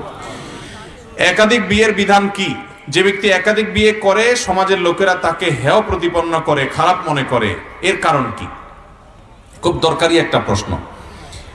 কোন পুরুষ তিনি যদি একের অধিক বিবাহ করতে চান, তার যদি সেরকম শারীরিক এবং আর্থিক সক্ষমতা থাকে, ইসলাম তার জন্য সেটাকে জায়েজ রেখেছে। সেটা কোনো নাজায়েজ বা হারাম বা খারাপ কাজ না। আমাদের অনেক মা বোন আছেন যারা বলে যে ইসলামের সবই ঠিক আছে, কিন্তু যে পুরুষরা একটার বেশি বিয়ে করার সুযোগ রাখছে ইসলামে, আমি এটাকে পছন্দ করি না। এটা যদি কেউ বলে তাহলে ওই ভদ্র মহিলার সাথে সাথে ইসলাম থেকে খারিজ হয়ে যাবেন, বেঈমান হয়ে যাবেন। মনে রাখবেন, কিছু ভয়াবহ বিষয় আছে কিয়ামতের আগে, এগুলো আমাদের জন্য অনেক বড় ফিতনার বিষয়। এর ভিতরে এটা একটা। আপনারা একটা জিনিস খেয়াল করবেন, বিশেষ করে যারা সিনিয়র আছেন, 40-এর উপরে যাদের বয়স আছে তারা বলতে পারবেন, আর আমাদের বাবাজি যারা অনেক সিনিয়র বয়সী তারা তো আরো ভালো বলতে পারবেন, যে আজ থেকে 30, 40, 50 বছর আগে এদেশে আমাদের দাদারা নানারা অনেকেই দেখেন, খোঁজ খবর নিলে দেখবেন যে একাধিক বিয়ে তারা করেছেন। 2 জন স্ত্রী ছিল, ছিল কি ছিল না? অহরহ ছিল। কিন্তু আজকের সমাজে কোন একজন আলেম, দিনদার মানুষ, ভালো মানুষ, তিনি একাধিক বিয়ে করেছেন এবং উভয় স্ত্রীর হক আদায় করেন। ওই 2 নম্বরে বিয়ে না, অনেক টোকাই রংবাজ অনেক খারাপ লোক আছে, বিয়ে কয়েকটা করে, বউ একটারও খোঁজ খবর নেওয়ার কোনো নাম নাই। আছে না নাই? এরকম অনেক দুষ্ট লোক দেখা যায় যে একটা বিয়ে করেছে, এক জায়গায় রেখে চলে যায়, আরেক জায়গায় আরেকটা করছে, আরেক জায়গায় আরেক জেলায় আরেকটা করছে। এরকম কিছু অমানুষ আছে না নাই? এরকম কিছু অমানুষ আমাদের সমাজে আছে। আবার এরকমও দেখা যায় যে স্ত্রী সবগুলোর সাথেই তার সম্পর্ক আছে, কিন্তু ওই যে নতুন যেটা আছে, ছোট যেটা আছে, ওইটার দিকে টান, আর বড়গুলোর খোঁজ খবর নেয় না, বা ভরণ পোষণ দেয় না, বা তাদের হক আদায় করে না, বা ত্রুটি করে। এরকম অনেক অমানুষ আছে। আল্লাহ তাআলা কোরআনে কারিমে বলেছেন, তোমরা যদি একাধিক বিয়ে করলে স্ত্রীদের প্রতি সমতা রক্ষা করতে না পারো, তাহলে একটা করবে, খবরদার। কারণ সমতা রক্ষা করা তোমাদের জন্য ওয়াজিব, আবশ্যক। স্ত্রীদের মধ্যে বৈষম্য করলে সেটা জায়েজ হবে না, গুনাহ হবে। স্ত্রীদেরকে তাদের ভরণ পোষণ দেওয়া, তাদের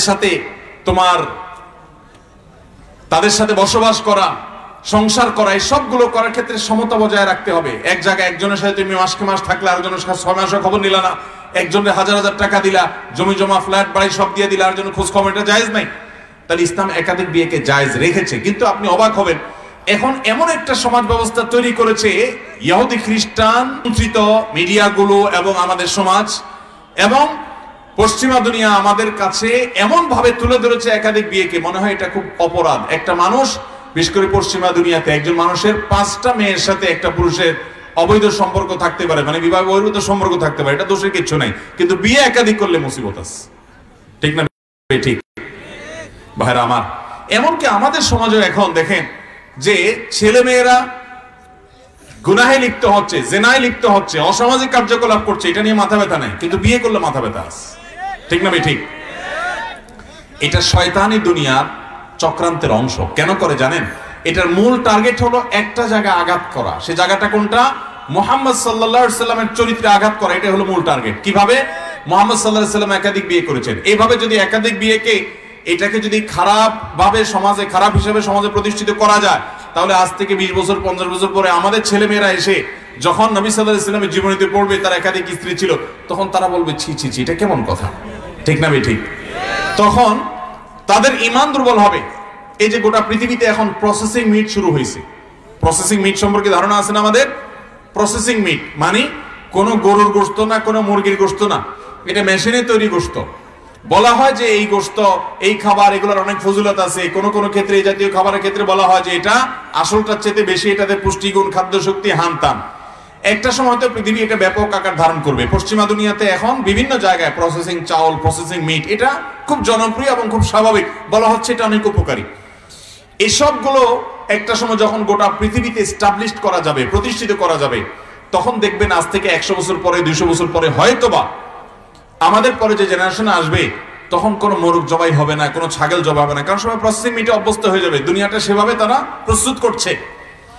এই ইহুদি নিয়ন্ত্রিত দুনিয়াতে যখন সেটা প্রতিষ্ঠিত হবে, আর কোন বাচ্চা যখন নবী সাল্লাল্লাহু আলাইহি সাল্লামের সিরাত পড়বে, তার জীবনী পড়বে, সেখানে দেখবে যে নবী করিম সাল্লাল্লাহু আলাইহি সাল্লাম ছাগলের অমুক রান, অমুক অংশ পছন্দ করতেন, তখন বলবে তিনি ছাগল জবাই করে খেতেন, একটা প্রাণীকে হত্যা করে খেতেন, ছি ছি ছি।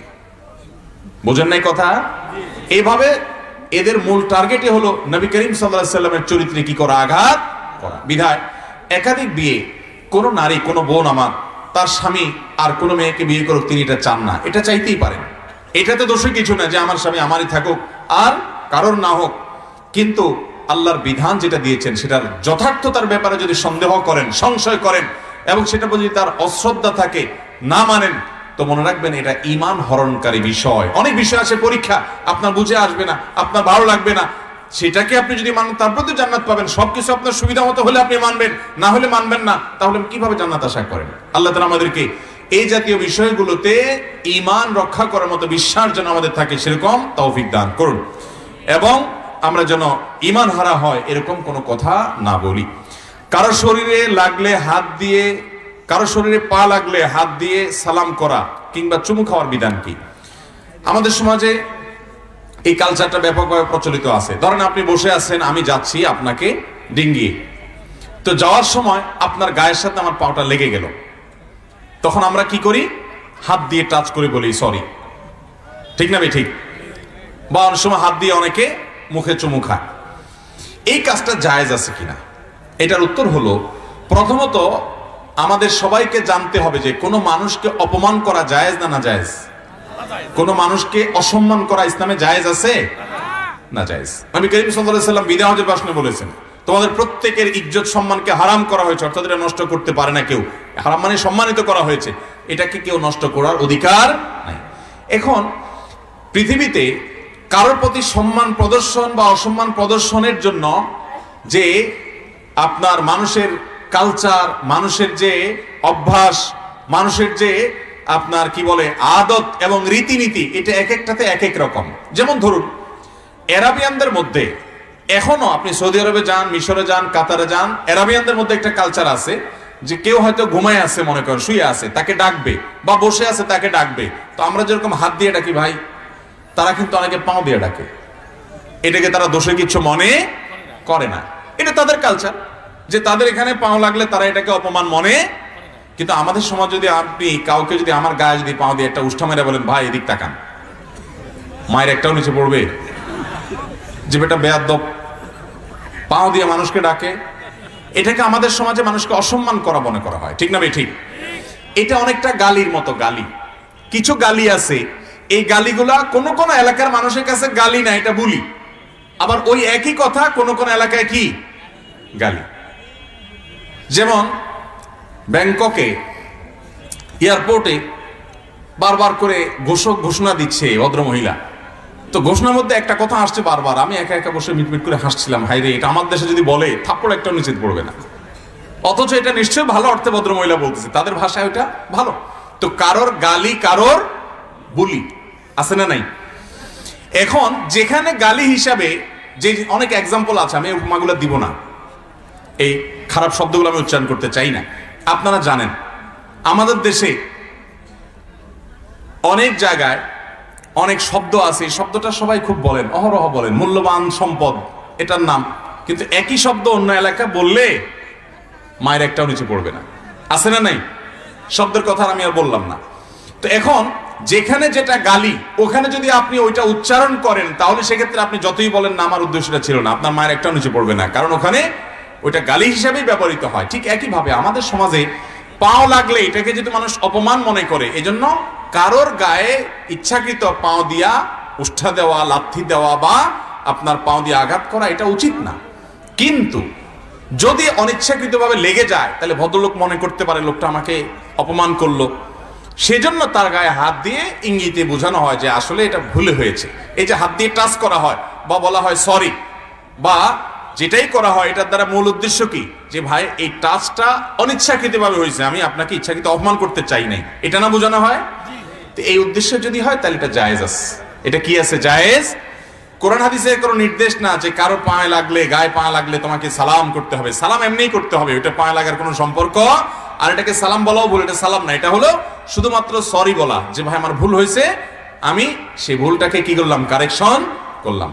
কিন্তু তাই বলে ওখানে হাত দিয়ে শুয়ে, বুকে শোয়া, মাথায় শোয়া, এরকম কোনো শোয়া শুয়ির দরকার নাই, নির্দেশ ইসলাম দেয় না। জাস্ট আমরা তাকে ধরে যদি হাতটা দিয়ে পাল্টা বলি ভাই সরি, তাহলে সে বুঝবে যে লোকটা ভুলে লাগিয়েছে। অতএব এটা করাতে কোনো অসুবিধা নাই ইনশাআল্লাহ। মৃত ব্যক্তির পাশে বসে কোরআন তেলাওয়াত করার বিধান কি? ভাই কোরআন আসছে জীবিত ব্যক্তির জন্য না মৃত ব্যক্তির জন্য? কি বলেন? জীবিত। কোরআন আসছে জীবিত ব্যক্তির জন্য না? এই কোরআন আমাদেরকে পথ নির্দেশ করবে, পথ দেখাবে, গাইডলাইন করবে, যে কোরআন দেখে দেখে আমরা চলবো, কোরআন দেখে তো আমরা আমল করবো, ঠিক না বে ঠিক? এখন এই কোরআন, এইটা যদি মৃত মানুষের সামনে তেলাওয়াত করেন, তো মৃত মানুষের কি লাভ হবে? এটা আপনি জীবিত মানুষকে শোনাবেন। যে ভদ্রলোককে আপনি এখন কোরআন শোনাচ্ছেন, দরকার ছিল তিনি যখন জীবিত ছিলেন তখন তাকে কোরআন শোনানো। বুঝেন না আমার কথা? যিনি মারা গেছেন, দরকার ছিল তখন যিনি জীবিত ছিলেন। এই যে আমরা আপনাদেরকে কোরআন শোনাচ্ছি, কোরআনে কথা বলতেছি, এটা তখন বলা দরকার ছিল যাতে করে তিনি কোরআন আলোকে জীবন করতে পারেন। মরার পরে তাকে আর কোরআন শোনানোর প্রয়োজনীয়তা, আর আপনি কোরআন শোনাতে পারবেনও না, কারণ কোরআন শোনানোর জগৎ থেকে তিনি আউট হয়ে গেছে। অতএব মৃত ব্যক্তি, বিশেষ করে আমাদের দেশে মানুষ মারা গেলে লাশের চারপাশে মাদ্রাসার ছাত্রদেরকে ভাড়া করে আনা হয়, তারা চারপাশে ঘিরে কোরআন তেলাওয়াত করে। আপনারা মনে করেন এটা অনেক সওয়াবের কাজ। এই টাকা দিয়ে কন্ট্রাক্ট এনে হুজুরদেরকে দিয়ে কোরআন পড়ানো গুনাহ, আর যে হুজুররা পড়ে টাকা নেয় তারাও গুনাহ করে। কথা কি বুঝাতে পারছি? অতএব মৃত ব্যক্তির জন্য তাহলে কি করবেন? বলবেন হুজুর তাহলে কি করব? তাহলে কি করবেন পলিসি বলি। আপনি নিজে, আপনার মা মারা গেছেন, বাবা মারা গেছেন, তাদের জন্য আপনি নিজে আল্লাহর কাছে চোখের হাত তুলে দোয়া করবেন, আপনি দান সাদাকা করবেন, আপনি কোরআন তেলাওয়াত করে দোয়া করবেন, আপনি নামাজ পড়ে দোয়া করবেন, এটা আপনি করবেন। এবং হুজুরদেরকেও বলেন হুজুর আপনারাও করেন আমার বাবার জন্য দোয়া, ঠিক আছে, কিন্তু মৃত ব্যক্তির জন্য কোন দোয়া করে, দোয়া করায়া, কোরআন খতম করে, কোরআন খতম করায়া তার টাকা দেওয়া, বিনিময় নেওয়া দেওয়া, এটা জায়েজ। এবারে কোনো আলেমের দ্বিমত নাই। মুশকিল হলো এই ফতোয়া হুজুররা দিলে নিজের পেটে লাথি পড়ে, কিন্তু কিছু করার নাই, আমাকে হক বলতে হবে। আল্লাহ আমাদেরকে বোঝার তৌফিক দান করুন। এরপরে প্রশ্ন হলো, ফোন থেকে ওয়াজ বা কোরআন শুনলে কি নেকি পাওয়া যায়? আপনি কোরআন কোথায় শুনবেন, ওয়াজ কোথায় শুনবেন, সেটা আপনার ব্যাপার। আমরা আজকে ওয়াজ শুনছি মাইকে। নবী করিম সাল্লাল্লাহু আলাইহি ওয়াসাল্লামের যুগে 1450 বছর আগে কি মাইক ছিল? তাহলে আপনি কোত্থেকে শুনছেন এটা বিষয় না, বিষয় হলো কি শুনছেন। আপনি যদি মোবাইল থেকে ভালো কিছু দেখেন, আপনি আল্লাহর কাছে সওয়াব পাবেন। আপনি যদি ভালো কিছু শুনেন, আল্লাহর কাছে সওয়াব পাবেন। আর এইটাতে যদি খারাপ কিছু শুনেন, সেটার কারণে আল্লাহর কাছে গুনাহ হবে। টেলিভিশনে যদি এমন কিছু দেখেন যেটা বাইরে দেখলেও জায়েজ, তাহলে সেটা টেলিভিশনে দেখতে জায়েজ। বাহিরে যেটা দেখা হারাম, সেটা টেলিভিশনের পর্দা দেখাও কি হারাম। অতএব আপনি কি মোবাইলের পর্দা দেখতেছেন না টেলিভিশনের পর্দা দেখতেছেন, বড় মনিটরে দেখছেন, কোথায় দেখছেন এটা ইস্যু না। ইস্যু হলো আপনি কি দেখছেন। মোবাইলে যেটা দেখা গুনাহ, মনে রাখেন, কোন পরনারী, কোন অশ্লীল দৃশ্য, এটা মোবাইলে দেখা গুনাহ, সেটা যদি আপনি ডাইরেক্ট দেখেন গুনাহ হবে কি হবে না? একই কথা। এজন্য মোবাইলে যদি আপনি কোরআন তেলাওয়াত শুনেন, ইনশাআল্লাহ সওয়াব পাবেন। আর যদি ওয়াজ নসিহত এবং ভালো কথা শুনেন, তার কারণে আপনি হেদায়েতের আশা করতে পারেন এবং সওয়াব পাবেন ইনশাআল্লাহ। এরপর প্রশ্ন হলো, 14ই ফেব্রুয়ারি বিশ্ব ভালোবাসা দিবস উদযাপন করা হয়, ইসলামের দৃষ্টিতে এটা কেমন? ভাইরা আমার, 14ই ফেব্রুয়ারি এটাকে আমাদের দেশে যে নাম দেওয়া হয়, এটা নাকি বিশ্ব ভালোবাসা দিবস। অথচ এই দিবসটা মূলত সেন্ট ভ্যালেন্টাইন্স ডে। 14ই ফেব্রুয়ারি মূলত কি? Saint Valentine's day. সেন্ট মানে কি? সেন্ট বলা হয় ধর্মযাজক, গুরু। খ্রিস্টান ধর্মযাজক সাধারণত তারা তাদের ধর্মের গুরুকে, যাজককে, বা আপনার ওই যে পাদ্রীকে, সাধুকে তারা সেন্ট বলে। তো এখন সেন্ট ভ্যালেন্টাইন্স মানে হলো সাধু ভ্যালেন্টাইন, বা খ্রিস্টানদের ধর্মগুরু ভ্যালেন্টাইনের দিবস মুসলমানের সন্তান পালন করছে, জানেও না এটা কি জিনিসটা। তো সেন্ট ভ্যালেন্টাইন্স, এই ভদ্রলোক আজ থেকে হাজার হাজার বছর আগে, তার ইতিহাস নিয়ে আপনি গুগলে একটু সার্চ দিয়ে দেখেন সেন্ট ভ্যালেন্টাইন্স ডে কি, এর ইতিহাস কি, কোত্থেকে শুরু হলো, আপনি সার্চ দিয়ে, আমি দেখছি এত পরিমাণ ঘটনা দেখবেন আপনার মাথা আওলানোর অবস্থা হবে। অনেকে বলেছেন যে তিনি কোন একটা মেয়ের সাথে সম্পর্ক করেছেন, রাজার মেয়ে, সেজন্য তাকে মৃত্যুদণ্ড দেওয়া হয়েছে। এরপর থেকে যারা অবৈধ সম্পর্ক করে সবার জন্য আইকন হিসাবে তাকে বানিয়ে তারা প্রতি বছর এই দিনে তাকে আপনার মৃত্যুদণ্ড দেওয়া হয়েছে, সেজন্য এই দিবসটা পালন করে। অনেকে বলছে তিনি ভালো মানুষ ছিলেন, ডাক্তার ছিলেন, চিকিৎসক ছিলেন, কোন একটা মেয়েকে ট্রিটমেন্ট করতে গিয়ে তার সাথে তার ভালো সম্পর্ক তৈরি হয়ে যায়, এবং লোকটা আগে অন্য ধর্ম ছিলেন, খ্রিস্টান হয়েছেন। তখন রোমান আপনার সাম্রাজ্যে খ্রিস্টান হওয়াটা দোষণীয় ছিল, এই জন্য তাকে হত্যা করা হয়েছে। তিনিও মেয়েটাকে উদ্দেশ্য করে একটা চিঠি লিখেছেন, সেই চিঠি মেয়েটার কাছে পরে পৌঁছানো হয়েছে। এরপর থেকে এই যে অবৈধ বা বিবাহ বহির্ভূত যে রিলেশন হয়, সেই রিলেশনের জন্য 14 ফেব্রুয়ারি দিনটাকে উদযাপন করা হয়। নানা রকমের কাহিনী আছে এই দিনকে কেন্দ্র করে, কিন্তু এই ব্যাপারে কোনো সন্দেহ নেই যে 14ই ফেব্রুয়ারিতে কোনো পবিত্র, বৈধ, ভালো এবং আসল ভালোবাসা আদান প্রদান পৃথিবীতে কেউ সাধারণত এই দিনে করে না। আচ্ছা, আমরা আমাদের মাকে ভালোবাসি কি বাসি না? বাবাকে ভালোবাসি না? ভাই বোন একজন আরেকজনকে ভালোবাসি না? প্রতিবেশীকে আমরা ভালোবাসি না, আত্মীয় স্বজনকে ভালোবাসি না, বন্ধু বান্ধব একজনকে ভালোবাসি না, কিন্তু 14 ফেব্রুয়ারিতে কোন ভালোবাসা হয়? কারো অজানা আছে? সব 2 নম্বরটা হয় না? তাহলে বোঝা গেল এই দিনটা হলো 2 নম্বর ভালোবাসার দিন। এই 2 নম্বরটা হলো গলি গালিতে চিপা চাপায় ফেসবুকে ইনবক্সে 2 নম্বর করার দিন। অতএব এটা কোনো পবিত্র মানুষের পবিত্র দিবস হতে পারে না। ভাইরা আমার, আমাদের সমাজে এমনিতে ভালোবাসার প্রচুর অভাব আছে, যেটা আমি বলছি। আগে বাপ ছেলে মেয়ের মধ্যে যে ভালোবাসা ছিল, এখন কি সেটা আছে আগের মতো? স্বামী স্ত্রীর মধ্যে যে ভালোবাসা ছিল, দিন দিন সেটা হারিয়ে যাচ্ছে কি যাচ্ছে না? বন্ধু বান্ধবের প্রতি যে ভালোবাসা ছিল, প্রতিবেশীর প্রতি যে ভালোবাসা ছিল, এগুলো আছে এখন আগের মতো? দিন দিন সব হারিয়ে যাচ্ছে। ভালোবাসার আকাল চলছে, অভাব চলছে, মানুষ স্বার্থপর, কেউ কাউকে ভালোবাসে না। অথচ ইসলাম এমন ধর্ম, যেই ধর্মে আপনার মধ্যে ভালোবাসা না থাকলে আপনি মুসলমানই হতে পারবেন না। নবী করিম সাল্লাল্লাহু আলাইহি সাল্লাম বলেছেন, লা তুমিনু হাত্তা তাহাব্বু, তোমরা ততক্ষণ পর্যন্ত ঈমানদারই হতে পারবে না যতক্ষণ পর্যন্ত তোমরা একজন অন্যজনকে ভালো না বাসবা। তাহলে ইসলাম ভালোবাসার কথা বলছে না? বলে নাই। কিন্তু ইসলাম মানুষকে পবিত্র ভালোবাসার কথা বলে। ইসলাম বলে তুমি তোমার আল্লাহকে ভালোবাসো, কারণ তিনি তোমার সৃষ্টিকর্তা, তিনি তোমার রিজিক দাতা, তার কাছে তোমার যেতে হবে ফিরে। তুমি রাসূলকে ভালোবাসো, কারণ তিনি তোমাকে সত্যের পথ দেখিয়ে গেছেন। তুমি তোমার মা বাবাকে ভালোবাসো, কারণ তারা তোমাকে জন্ম দিয়েছেন, গর্ভধারণ করেছেন। তুমি তোমার স্ত্রীকে ভালোবাসো, কারণ তিনি তোমার বৈধ জীবন সঙ্গী। স্ত্রী তার স্বামীকে ভালোবাসবে, সন্তান মা বাপকে ভালোবাসবে, ভাই বোন পরস্পরকে ভালোবাসবে। এই ভালোবাসার কথা ইসলাম বলেছে। এই ভালোবাসা আমাদের সমাজকে সুন্দর করবে, সাংসারিক করবে, আমাদের সম্পর্ককে মজবুত করবে, সুদৃঢ় করবে, পরিবারগুলোকে সুখী করবে। কিন্তু এই সেন্ট ভ্যালেন্টাইন্স ডে তে 14 ফেব্রুয়ারিতে যে তথাকথিত ভালোবাসা হয়, এটা ভালোবাসা না, এটা খারাপ বাসা। এটা আমাদের যুব সমাজের চরিত্রকে নষ্ট করবে, এটা আমাদের যুব সমাজকে প্রতারিত করবে, আমাদের মেয়েদেরকে প্রতারিত করবে, মানুষকে যুবকদেরকে আত্মহত্যার পথে নিয়ে যাবে, মা বাবার অবাধ্য করবে, অসামাজিক করবে, আল্লাহ থেকে দূরে সরাবে। এটা আমাদের সমাজের জন্য কখনো ভালো হতে পারে না। অতএব এই অবৈধ ভালোবাসা দিবসকে আমরা বর্জন করব ইনশাআল্লাহ। এই অবৈধ ভালোবাসা দিবসকে কেন্দ্র করে টেলিভিশনে কোনো প্রোগ্রাম বা ফেসবুক ইত্যাদিতে কোনো আয়োজন দেখলে একজন ইমানদারের ইমানের দাবি হলো ঘৃণা ভরে সেটাকে প্রত্যাখ্যান করবে। এবং যারা এটাকে প্রতিষ্ঠিত করতে চায়, যারা আমাদের যুবকদেরকে বলে তোমরা তোমাদের কাছে আসার গল্প শোনাও, আছে না নাই?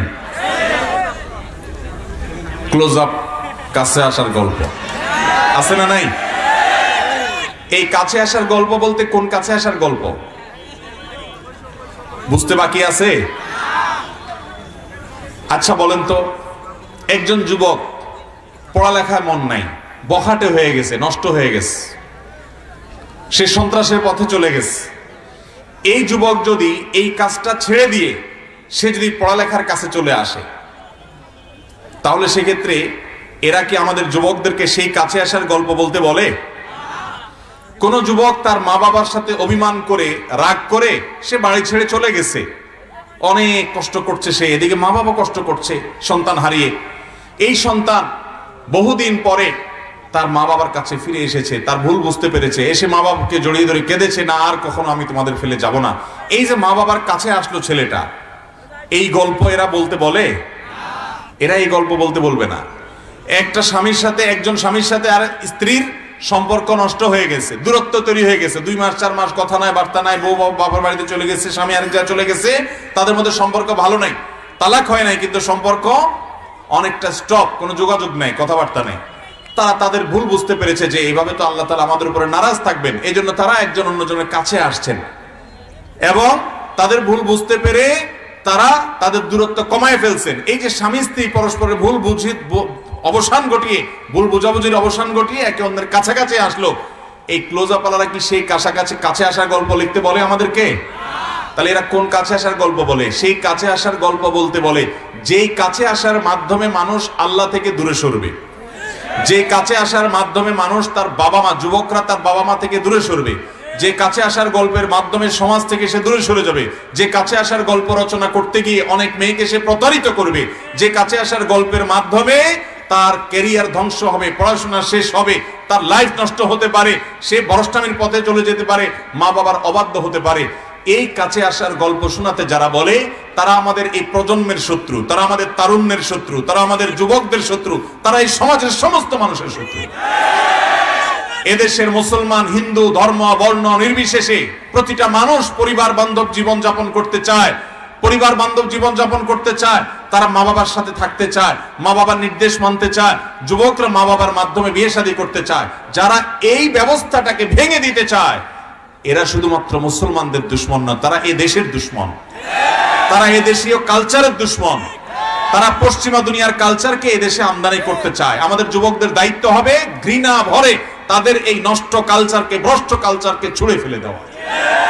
যুবকরা, আমাদের বুকের যত ভালোবাসা আছে এই ভালোবাসা আমরা নিবেদন করব আমাদের আল্লাহকে, এটা নিবেদন করব আমাদের রাসূলকে, এটা আপনি নিবেদন আপনার স্ত্রী যার সঙ্গে আপনার বিয়ে হবে সেই স্ত্রীর জন্য সকল ভালোবাসা জমায়ে রাখবেন। বিয়ে হওয়ার পরে সকল ভালোবাসা স্ত্রীকে দিবেন, কারণ আপনার এই ভালোবাসার বৈধ হকদার দাবিদার আপনার স্ত্রী। অবৈধ জায়গায়, অজায়গায়, কুজায়গায়, প্রেমের নামে, 2 নম্বর সম্পর্কের নামে ভালোবাসা যেখানে সেখানে করে এরপরে এক সময় যখন আপনার বিয়ে করবেন আসল ভালোবাসার সময় হবে ওই যে অজায়গায় কুজায়গায় ভালোবাসা যেখানে সেখানে খরচ করার পর আসল সময় দেখবেন ভালোবাসার টান পড়ছে। অতএব যুবকরা 2 নম্বরের সম্পর্ক ছেড়ে দিব তো ইনশাআল্লাহ। 2 নম্বর সম্পর্ক কখন আমাদেরকে সুখী করতে পারে?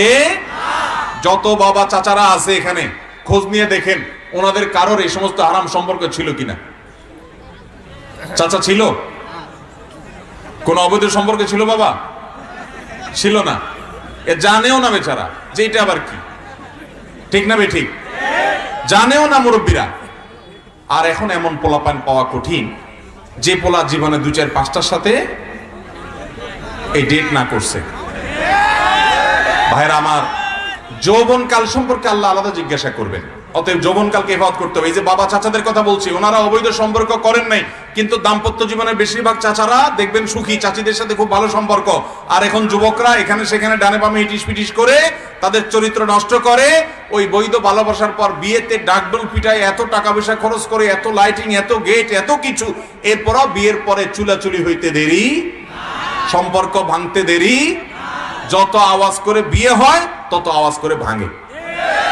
অতএব এই সমাজ বিধ্বংসী সংস্কৃতিকে যারা আমদানি করে সেই সকল প্রতিষ্ঠানকে, ব্যক্তিকে আমরা আল্লাহর জন্য, আমাদের ভালোবাসা হবে যে আল্লাহর ভালোবাসায় তাদেরকে আমরা বর্জন করব। ঠিক আছে তো ইনশাআল্লাহ? আল্লাহ আমাদের যুবক ভাইদের হেফাজত করুন। আমরা এরপরের প্রশ্নে যাচ্ছি, এদিকে মনোযোগ দিয়ে ভাই। এরপরের প্রশ্ন হলো, আমি একজন ব্যবসায়ী, 2-1 জন ছেলে বাসা থেকে চাল চুরি করে এনে আমার কাছে বিক্রি করে, আবার 2-1 জন বৃদ্ধ মহিলা ছেলে ওষুধের টাকা দেয় না বলে ছেলের ঘরের চাল না বলে চুপ করে এনে আমার কাছে বিক্রি করে। আমি যদি তাদের চাল না কিনি তাহলে তারা সে চাল অন্য কোথাও না কোথাও বিক্রি করবেই। আমার প্রশ্ন হলো, ওনাদের সে চাল কিনলে কি আমার গুনাহ হবে? খুব দরকারি প্রশ্ন ভাইরা আমার। এখানে 2 ব্যক্তির কথা বলা হয়েছে। এক হলো ওই যে ছেলে বাপের সংসার থেকে চাল চুরি করে এনে বিক্রি করছে, এটা একটা। আরেকটা কথা বলা হয়েছে, মা সন্তান তার ঔষধের টাকা দেয় না দেখে চাল এনে বিক্রি করেছেন। তাহলে 2 রকম। শেষেরটার কথা আগে বলি। যদি কোনো স্বামী তার স্ত্রীকে ভরণ পোষণ না দেয়, কোনো মাকে যদি তার সন্তান সামর্থ্য থাকার পরও তার মৌলিক প্রয়োজন যা পূরণ না করলে নয়, যেমন তিনি অসুস্থ, তার ওষুধ না খেলে তিনি অসুস্থ হয়ে যান, কিন্তু ওষুধ কিনে দেয় না, সন্তান বখিলি করে, কৃপণতা করে, তাহলে সেক্ষেত্রে ওই সন্তান থেকে ঔষধ কেনার জন্য যা লাগে ওইটা তিনি নিতে পারেন, সে অধিকার তার আছে। এবং স্ত্রীকে যদি ভরণ পোষণ না দেয়, স্ত্রী ওইটা নিতে পারেন, সে অধিকার তার আছে। কিন্তু ছেলেরা বাবার সংসার থেকে চাল নিয়ে যে বিক্রি করেন, সেই বিক্রি করা 2 নম্বরই করা কিনা জায়েজ নাই। আচ্ছা ভাইরা, তো যেটা বলছিলাম, ওই যে চাল চুরি করা, চাল চুরি করে বিক্রি করতে আসছে দোকানদারের জন্য, কেনা জায়েজ হবে কিনা? শুধু চাল কেন, অনেক কিছুই এরকম চুরি করে এনে বিক্রি করা হয়, ঠিক না ঠিক? এটা জায়েজ আছে কিনা পরিষ্কার করে শুনে রাখেন। আপনি যদি জানেন যে এটা চোরাই জিনিস, তাহলে সেই চোরাই জিনিসটা আপনি কিনবেন, এর মানে হলো চোর যে চুরি করতেছে তার চুরিতে আপনি হেল্প করলেন, ঠিক না ঠিক? আর আল্লাহ বলেছেন, ওয়ালা তাআবানু আলাল ইসমি ওয়াল উদওয়ান, তোমরা পাপের কাজে, একে অন্যের সীমালঙ্ঘনের কাজে একে অন্যের সহযোগিতা করবা। এখন সে আপনার কাছে চালটা আনছে, আপনি জানেন চুরি করে আনছে, ওইটা যদি আপনি কিনেন, টাকা দেন, তার মানে হলো ওর চুরির হেল্প, সহযোগিতা করে চুরির ভাগীদার আপনিও হলেন। একজন একজনকে খুন করার জন্য ছুরি ধার করা দরকার, আপনি ছুরি ধারটা করে দিয়েছেন বা ছুরিটা আগায় দিয়েছেন, তাহলে আপনিও খুনি হয়ে গেলেন না? ঠিক একইভাবে আপনিও চোর হয়ে যাবেন যদি চোরাই জিনিস বিক্রি করতে বা কিনতে সহযোগিতা করেন। আমাদের দেশে ঢাকা শহরে একটু বেশি, জেলা শহরগুলোতেও আছে, আমি জানি না আপনাদের রংপুর জেলায় আছে কিনা, শহরে আছে কিনা, অবশ্যই থাকার কথা। কিছু কিছু জায়গায় জুতা বিক্রি হয়, পুরান জুতা, অনেক ভালো ভালো জুতা কম দামে বিক্রি হয়, মোবাইল বিক্রি হয়, অনেক দামি দামি মোবাইল কম দামে বিক্রি হয়, এগুলো গলিতে উলিতে চিপা চাপা বেশি বিক্রি হয়, আছে না? না এরকম এদের কাছ থেকে কেনাও জায়েজ নাই, আর এরা যে অন্যদের কাছ থেকে কিনে সেটাও জায়েজ। কারণ আমরা যখন নিশ্চিত হব এটা চোরাই মার্কেট, অনেক জায়গায় নামই আছে এটা চোরাই মার্কেট, আছে না? নেই? তো এটা চোরাই হলো না, ডাকাতি হলো, ডাইরেক্ট খুললুম খোলা। তো এরকম চোরাই মার্কেটে আপনি কোনো কিছু কিনলেন, সেটা কি হবে না? জায়েজ হবে। অথবা চোরাই মার্কেটও আলাদা কারোর কাছ থেকে কিনলে বলে আমি কিনছি, আমি কি দোষ করছি, আপনি জানেন সে চুরি করে আরেকজনের পকেট মারি করে আনছে, তাহলে সেটা কিনা মানে হলো চোরের কাজে সহযোগিতা করা, সেটা কি হবে না? জায়েজ হবে না। এরপরে প্রশ্ন হলো, আমি সংক্ষিপ্ত একটি বিষয়ভিত্তিক তাফসিরের কিতাব কিনে পড়তে চাই। তাফসিরের তো অনেক কিতাব, তার মধ্যে আমার জন্য কোনটা ভালো হবে? তাফসিরের কিতাবগুলোর মধ্যে থেকে তাফসিরে ইবনে কাসির, এটা খুবই চমৎকার এবং সারা বিশ্বে মুসলমানদের কাছে সবচেয়ে বেশি নন্দিত তাফসিরের কিতাব। তাফসিরে ইবনে কাসিরের পুরাটা যদি আপনি কিনেন, বাংলা অনুবাদ হয়েছে, ইসলামী ফাউন্ডেশন থেকে সম্ভবত অনুবাদ করা হয়েছে, সেটা অনেক বড়, কয়েক ভলিউমে। এটা সংক্ষিপ্ত রূপও আছে, সেটারও অনুবাদ আছে, এটা আপনি পারলে সংগ্রহ করবেন। অথবা তাফসির মাল কোরআনের সংক্ষিপ্ত যেটা, সেটাও খুব চমৎকার। তাফসির তাওজিল কোরআনটাও বেশ চমৎকার। প্রফেসর ডক্টর আবু বকর মোহাম্মদ জাকারিয়া হাফিজাহুল্লাহ, তার একটা সংক্ষিপ্ত তাফসির আছে, এটাও বেশ সুন্দর এবং ভালো। তো তাফসিরের ভিতরে সংক্ষিপ্ত যদি চান, তাহলে এই সংক্ষিপ্ত কয়েকটা ভার্সন দিয়েছে। আর যদি লম্বা চান, দীর্ঘ কয়েক ভলিউমে, তাহলে অনেকগুলো তাফসিরের কিতাবই আছে। সেগুলোর মধ্যে তাফসিরে ইবনে কাসির হলো বিশ্বের সবচেয়ে বেশি সমাদৃত, পুরো ভলিউম সবগুলো আপনি কিনতে পারেন। বিষয়ভিত্তিক হাদিসের কিতাব কোনটা পড়বো এবং সিরাত গ্রন্থ আল-রাহিকুল মাকতুম কোন প্রকাশনীটা ভালো হবে? আপনার লেখা সকাল সন্ধ্যার আমল বইটি সংগ্রহ করবো ইনশাআল্লাহ। আলহামদুলিল্লাহ, বিষয়ভিত্তিক হাদিসের বই হিসেবে যদি আপনি পড়তে চান, তাহলে বাংলাদেশের একজন রচয়িতা, সংকলক, হাদিস সংকলক, চট্টগ্রামের মুফতি ফয়জুল রহমতুল্লাহ একটা আছে, ফয়জুল কালাম। এই বইটা আমার দেশে মানুষের হাতে খুব বেশি দেখা যায় না, অবশ্য বইটা অসম্ভব উপকারী একটা বই। আরেকটা আছে ইমাম নবী রহমতুল্লাহ আলাইহির রিয়াদুস সালেহিন। রিয়াদুস সালেহিন এই বইটাও খুব চমৎকার একটা বই, অসাধারণ একটা বই। তারপরে এরকম আরো হাদিসের বহু সংকলিত রূপ আছে, সেগুলো আপনি আপনার সংগ্রহ রাখতে পারেন। এরপরে প্রশ্ন হলো, আমি সারা জীবন মা বাবার সাথে ভালো ব্যবহার করতে চাই এবং এখন থেকে সে চেষ্টা করি। আমার ভয় হয় বিয়ের পরে অনেক ছেলে মা বাবাকে ভুলে যায়। আল্লাহ হেফাজত করুন শয়তানের ধোকায় পড়ে আমি যেন কখনো মা বাবার সাথে খারাপ আচরণ না করি, সেজন্য কোনো আমল আছে কিনা? মা বাবার সাথে খারাপ আচরণ যেন না করেন, যেন ভালো আচরণ আপনি করতে পারেন, সেজন্য মা বাবার অধিকার সম্পর্কে বেশি বেশি জানার চেষ্টা করবেন। এই জন্য অনেকগুলো ভালো ভালো বই আছে। এর ভিতরে একটা বই আছে মা মা মা বাবা, এই বইটার প্রথম ভলিউম আছে, দ্বিতীয় ভলিউম বের হচ্ছে। বইটা খুব সুন্দর এবং হার্ট টাচিং, যুবকদেরকে এবং যে কোনো বয়সের মানুষকে মা বাবার দায়িত্ব সম্পর্কে, মা বাবার অধিকার সম্পর্কে তাদেরকে সচেতন করে, মা বাবাদের দায়িত্ব সম্পর্কে সচেতন করে। বিধায় এই বইগুলো খুব পড়তে পারেন, যত বেশি পড়বেন তত বেশি আপনার ভিতরে দায়িত্ববোধ জাগ্রত হবে ইনশাআল্লাহ।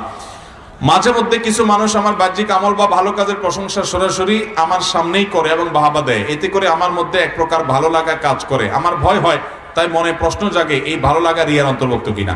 ভাইরা আমার, যদি এরকম হয় যে আপনার কোনো ভালো কাজের কেউ প্রশংসা করে, তো আপনার ভিতরে ভালো লাগায় কাজ করছে, আপনার আগে থেকে প্রশংসা শোনার ধান্দা নাই, মানুষের কাছে বাহবা নেওয়ার টার্গেটও আপনার ছিল না, কিন্তু ঘটনাচক্রে কেউ বলছে কোন একটা ভালো গুণের কথা, আপনার ভিতরে ভালো লাগা কাজ করছে, আপনি সাথে সাথে ইস্তিগফার করবেন যে এটা আল্লাহ তৌফিক দিয়েছেন, আমার অহংকারের কিছু নাই, ইনশাআল্লাহ এর কারণে আপনার গুনাহ হবে না। কিন্তু কারোর সামনে তার প্রশংসা করা ইসলামে নিষেধ করেছে। দেখুন, ইসলাম বলে মানুষের দোষ থাকলে খুব বিনয়ের সাথে, ভদ্রতার সাথে তার সামনে বলে দাও, আর গুণ থাকলে সেটা তার সামনে বলবা না, ওটা পেছনে বলবা, কারণ অন্যদের কাছে তার গুণ বলবে, তারা তার প্রতি ভালোবাসা তৈরি হবে, সমাজের সম্প্রীতি সৌহার্দ্য তৈরি হবে। আর সামনে যদি প্রশংসা করে তাহলে তো সে ফুলে যাবে, ফুললে অহংকারী হয়ে যাবে, অহংকারী হলে সমাজে খারাপ দৃষ্টান্ত তৈরি হবে এবং সমাজ অস্থিতিশীল হবে। এই জন্য ইসলাম বলে মানুষের সামনে তার দোষেরটা বলতে হবে আর পেছনে গুণেরটা বলতে হবে। আমরা উল্টা করি, সামনে পাইলে পাম্পট্টি দিয়ে আর পিছনে গেলে দোষ বলি।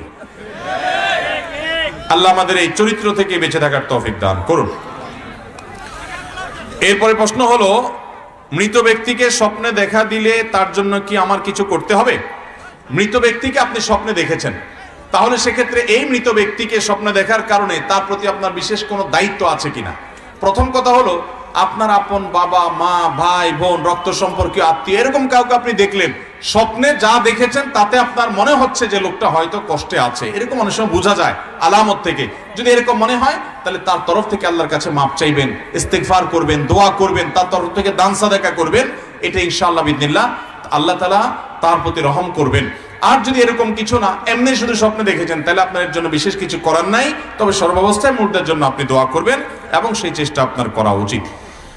এরপরে প্রশ্ন হলো, শুনেছি হারাম শরীফের ইমাম শেখ সাউদ আশ-শুরাইম আর ইমামতি করবেন না, এ ব্যাপারে আপনার মন্তব্য কি? ভাইরা আমার, আমাদের মন্তব্যের তো কিছু নাই, এটা আমি নিজেও শুনেছি যে মসজিদুল হারাম মক্কার ইমাম শেখ সাউদ আশ-শুরাইম, আমি ব্যক্তিগতভাবে হারামাইনের ইমামদের মধ্যে এবং সারা বিশ্বের যত কারি আছেন তেলাওয়াত করেন, যাদের তেলাওয়াত সবচেয়ে বেশি আমি শুনতে পছন্দ করি, ভালোবাসি, আমার কাছে ভালো লাগে, এবং যাদের খুতবা সবচেয়ে বেশি আমাকে আকৃষ্ট করে, আমার কাছে মনে হয় যে অনেক অনেক উঁচু ক্লাসের মুত্তাকি পরহেজগারদের ইমাম, এরকম মানুষদের মধ্যে থেকে আমার কাছে এক নম্বরে মনে হয় শেখ সাউদ আশ-শুরাইম হাফিজাহুল্লাহকে। তিনি সম্প্রতি মসজিদুল হারামের ইমামতি থেকে দায়িত্ব থেকে অব্যাহতি চেয়েছেন, তিনি আর মসজিদে হারাম ইমামতি করবেন না। এই সংবাদ শেখ সাউদ আশ-শুরাইমের তেলাওয়াত এবং তার খুতবার যারা ভক্ত, এটা যাদেরকে অনেক বেশি প্রভাবিত করেছে, তাদের জন্য অনেক বেশি বেদনার, অনেক বেশি দুঃখের। আমি জানি না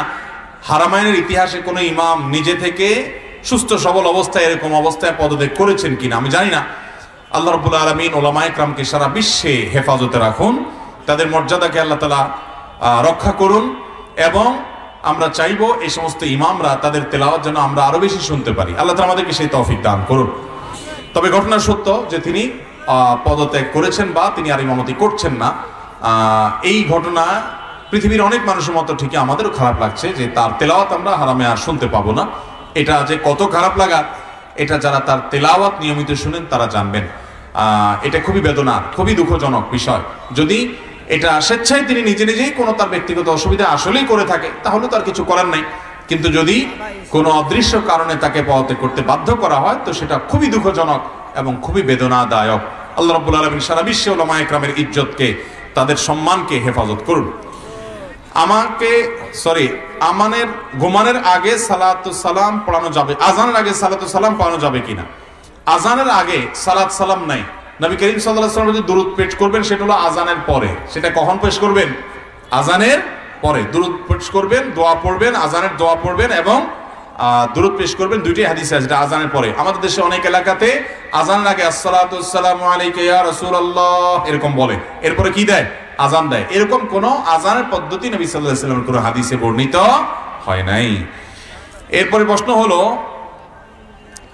আমরা বাজার থেকে যে মুরগি কিনে ড্রেসিং করি, এটা কি ইসলামী শরিয়া মতো ঠিক নাকি বেঠিক? একটু দয়া করে বলবেন। দেখুন, আমরা বাজার থেকে যে মুরগি কিনি, এই মুরগিগুলো জবাই করার পর অনেক সময় দোকানদাররা ড্রেসিং করে দেয়। এই ড্রেসিং করে দিলে সেই মুরগি আমরা খেতে পারবো কিনা? কোন আলেমরা সেই মুরগি খাওয়াটাকে মাকরু বলেন, কারণ ওই যে গরম পানির মধ্যে চুবানো হয়, মুরগির পেটে ময়লা টয়লা সব রাখে, ওই অবস্থায় যখন চুবানো হয় তখন অতিরিক্ত গরম পানিতে চুবানোর কারণে সিদ্ধ হয়ে গোশতের সাথে মিশে গেল নাপাক জিনিস, সেজন্য অনেকে খেতে নিষেধ করেন। কিন্তু একটু চুবানো হয়, সাথে সাথে উঠানো হয়, এর কারণে একেবারে গোশত যে আপনার সব সিদ্ধ হয়ে যায় ব্যাপারটা এরকম না। এমনকি নাপাক যদি থাকেও ওই নাপাকটা গোশতের সাথে মিশে যায় না, যদি যাইতো তাহলে গন্ধ লাগতো, গন্ধ তো লাগে না, বিধায় এরকম ড্রেসিং করাটা নাজায়েজ না। তারপরেও একই পানিতে বারবার বিভিন্ন মুরগি ডুবানো হচ্ছে, মুরগির মল মূত্র পেটে ময়লা আছে, ওই অবস্থায় ডাইরেক্ট চুবানো হচ্ছে, এটা অ্যাভয়েড করতে পারলে ভালো। আমরা এটা বলবো, এটা মানে ভালো রুচির সাথে অনেক সময় যায় না, বিশেষ করে পানিগুলো অনেক সময় অনেক ময়লা হয়ে যায়, এর ভিতরে আবার চুবানো হয়, সেটা ভিন্ন বিষয়। কিন্তু শরীয়তের দৃষ্টিকোণ থেকে এটা খাওয়া হারাম হবে, ব্যাপারটা সেরকম না। আল্লাহু আলাম। এরপরের প্রশ্ন হলো, দানের টাকা মসজিদে নেওয়া যাবে কিনা? অমুসলমানের দানের টাকা মসজিদে নেওয়া যাবে কিনা? অমুসলমান যদি মুসলিমের টাকা দিতে চায় সেটা নেওয়া যাবে, এই শর্তে যে এই টাকা দিয়ে তিনি মসজিদে কোনো প্রভাব সৃষ্টি করবেন না। যদি তিনি এই টাকা দিয়ে মসজিদে কোনো খবরদারি করবেন মনে হয়, প্রভাব সৃষ্টি করবেন মনে হয়, তাহলে সেক্ষেত্রে তার সে টাকা কৌশল অ্যাভয়েড করতে হবে, সেটা নেওয়া জায়েজ হবে না। এরপর প্রশ্ন হলো, একজন দোতলা মসজিদ করে দিবে, তবে শর্ত হলো দ্বিতীয় তলা দাতায় বসবাস করতে চায়, এই শর্তে মসজিদ করে দেওয়া যাবে কিনা? মসজিদ যদি কোনো জায়গা মসজিদ করার জন্য কেউ দান করে, তাহলে ওই জায়গার মাটির অতল তল থেকে নিয়ে একেবারে আকাশ পর্যন্ত, মহাশূন্য পর্যন্ত, এই পুরো জায়গাটা সবটা মসজিদের হবে। মাঝখানে তিনি নিজের জন্য কিছু রাখবেন, বাকিটা মসজিদ হবে। এটা মসজিদ করা যাবে না এভাবে, বরং এভাবে নামাজের ঘর হতে পারে। ঠিক আছে, ওয়াক্তিয়া নামাজ পড়েন, মসজিদের মর্যাদা পাবে না। পরিপূর্ণভাবে মসজিদের জন্য ওয়াকফ করলে ওইটার উপর থেকে নিচ পর্যন্ত সবটা মসজিদের হবে। ওখানে যদি দোকানও হয়, ওখানে যদি অন্য কিছু হয়, সেটা মসজিদের হবে। ওইটা দাতা নিজে দখলে রাখতে পারবেন না। অতএব একটা জায়গার দোতলা তিনি রাখবেন, নিচতলা মসজিদ করবেন, বা নিচতলা তিনি রাখবেন, দোতলা মসজিদ করবেন, এটা মসজিদ হবে না। এটাকে নামাজের ঘর বলা যায়, যে এখানে মানুষ ৫ ওয়াক্ত নামাজ পড়লো বা সাময়িক নামাজ পড়লো, স্থায়ীভাবে মসজিদের মর্যাদা এটা পাবে না। আমার বউয়ের জন্য মাকে ভালোবাসতে পারি না, এর সমাধান কি? এই বেচারা বউয়ের জন্য কারে ভালোবাসতে পারে না? মাকে ভালোবাসতে পারে না। কোন ভদ্র মহিলা তিনি যদি তার স্বামীকে মাকে ভালোবাসতে বাধা দান করেন, তাহলে সেই নারী ভুল কাজ করেন, তিনি নিজের ক্ষতি নিজে করেন। কেন নিজের ক্ষতি নিজে করেন? কারণ নবী করিম সাল্লাল্লাহু আলাইহি ওয়াসাল্লাম বলেছেন, মান সাররাহু আইয়ুবসাতা লাহু ফি রিজকিহি আও ইউনসালাহু ফি আথারি ফালিয়াসিল রাহিমা। যে ব্যক্তি তার হায়াত বৃদ্ধি হোক এটা চায়, রিজিক বৃদ্ধি হোক এটা চায়, সেই জন্য তার আত্মীয়তার সম্পর্ককে রক্ষা করে। হায়াত বৃদ্ধি হতে, আয়ু বৃদ্ধি হলে, জীবনের বরকত হতে চাইলে এবং রিজিক বৃদ্ধি হতে চাইলে আত্মীয়দের সম্পর্ক রক্ষা করতে হবে। এখন কোন মহিলা যদি তার স্বামীকে বলে না তোমার ভাই বোনের সাথে যোগাযোগ করবা না, তোমার বাপ মার সাথে যোগাযোগ করবা না, তাহলে সেক্ষেত্রে আত্মীয়তার সম্পর্ক থেকে ছিন্ন করাইলে এই ভদ্রলোকের রিজিকের বরকত কমে যাবে, তো ওই ভদ্র মহিলার নিজেরই ক্ষতি হবে। এই জন্য বুদ্ধিমান নারীরা এই কাজে বাধা দেয় না। আজকে আপনার স্বামী যেরকম তার বাপ মার সাথে সম্পর্ক যেন না রাখুক আপনি চান, আপনার ছেলে মেয়ে যখন হবে তাদের স্ত্রী যদি তাদেরকে, ছেলেদেরকে বলে তোমার মা বাবার সাথে সম্পর্ক রাখিও, আপনার কাছে কেমন লাগবে? আল্লাহ তাআলা আমাদের বোনদেরকে এই ধরনের হিংসাত্মক কর্মকাণ্ড পরিহার করার তৌফিক দান করুন। অতএব বউ যদি এরকম কথা বলে, বউর সেই কথা শোনা যাবে না, বরং বিনয়ের সাথে তাকে পারলে কনভিন্স করবেন, আর না হলে তিনি যতই বলুক না কেন আপনি মা বাবার সাথে সম্পর্ক ছিন্ন করতে পারবেন না। অনেক মানুষ আছে, অনেক পুরুষ আছে, বউয়ের এই কথা কাইত হয়ে যায়, আছে না নেই? বউ বলছে তো বস, উনি আর কোনো কথা নাই, এটা উচিত না। সন্তান আসার জন্য কোন আমল করব, সন্তান লাভের জন্য কি আমল করব? সন্তান লাভের জন্য যে সমস্ত আমল আমাদেরকে করার কথা কোরআন হাদিস বলেছে, এর মধ্যে থেকে একটা আমল হলো ইস্তিগফার, আস্তাগফিরুল্লাহ ওয়া আতুবু ইলাইহি, বেশি বেশি ইস্তিগফার পড়বেন। আরেকটা হলো কোরআনে কারীমের দোয়া রব্বি হাবলি মিনাস সালিহিন, এটা পাঠ করবেন। আরেকটা দোয়া হলো রব্বি হাবলি মিন লাদুনকা যুররিয়াতান তাইয়্যিবা ইন্নাকা সামিউদ দুআ, এই দোয়া পাঠ করবেন। আরেকটা দোয়া হলো রব্বানা রব্বি লা তাযারনি ফারদা ওয়া আনতা খায়রুল ওয়ারিসিন। এই সব দোয়াগুলো সন্তান লাভের দোয়া। আল্লাহ নবী জাকারিয়া আলাইহিস সালাম এবং আল্লাহ নবী ইব্রাহিম আলাইহিস সালাম, এই দুইজন নবী তারা বার্ধক্য বয়সে আল্লাহর কাছে এই দোয়াগুলো পড়ে সন্তান চেয়েছেন, আল্লাহ সন্তান দান করেছেন। আবার দোয়াগুলো বলি, রব্বি হাবলি মিনাস সালিহিন, আরেকটা হলো রব্বি লা তাযারনি ফারদা ওয়া আনতা খায়রুল ওয়ারিসিন, আরেকটা হলো রব্বি হাবলি মিন লাদুনকা যুররিয়াতান তাইয়্যিবা ইন্নাকা সামিউদ দুআ। এরপরে সর্বশেষ প্রশ্ন আজকের, তারপর আপনাদেরকে প্রশ্ন করব। আমি আপনাদের ছুটি নেই, পুরস্কার নিয়ে যাবেন। আমার একজন প্রতিবন্ধী মেয়ে আছে, তাকে বিয়ে দিয়েছি, তার একটি মেয়ে বাচ্চা আছে, কিন্তু আমার মেয়ের সংসার হয়নি। মেয়ে এবং নাতনিকে আমি লালন পালন করছি, নাতনিকে কি আমার সম্পদের অংশ দেয়া যাবে? এতে কি আমার জন্য ছেলে মেয়েদের হক নষ্ট করা হবে? না, হক নষ্ট করা হবে না। কোনো দাদা, কোনো দাদি, কোনো নানা, কোনো নানি, তারা যদি তাদের নাতি নাতনিকে কোনো সম্পদ ওসিয়ত করতে চায়, সেটা জায়েজ আছে, কারণ নাতি নাতনি তাদের ওয়ারিস না, তাদের জন্য শরীয়তে কোনো হিস্সা ঠিক করে দেয়নি। যেহেতু কোনো হিস্সা ঠিক করা নাই, এই জন্য তাদের জন্য ওসিয়ত করা যে ঠিক আছে আমি মারা গেলে আমার এই নাতনিটাকে এই জমিটা তোমরা দিবা, বা আমার এই নাতিটাকে অমুক জমিটা দিবা, ওই টাকাটা দিবা, ওই সম্পদটা দিবা, এটা জায়েজ আছে, এটা না জায়েজ বা গুনাহ হবে না।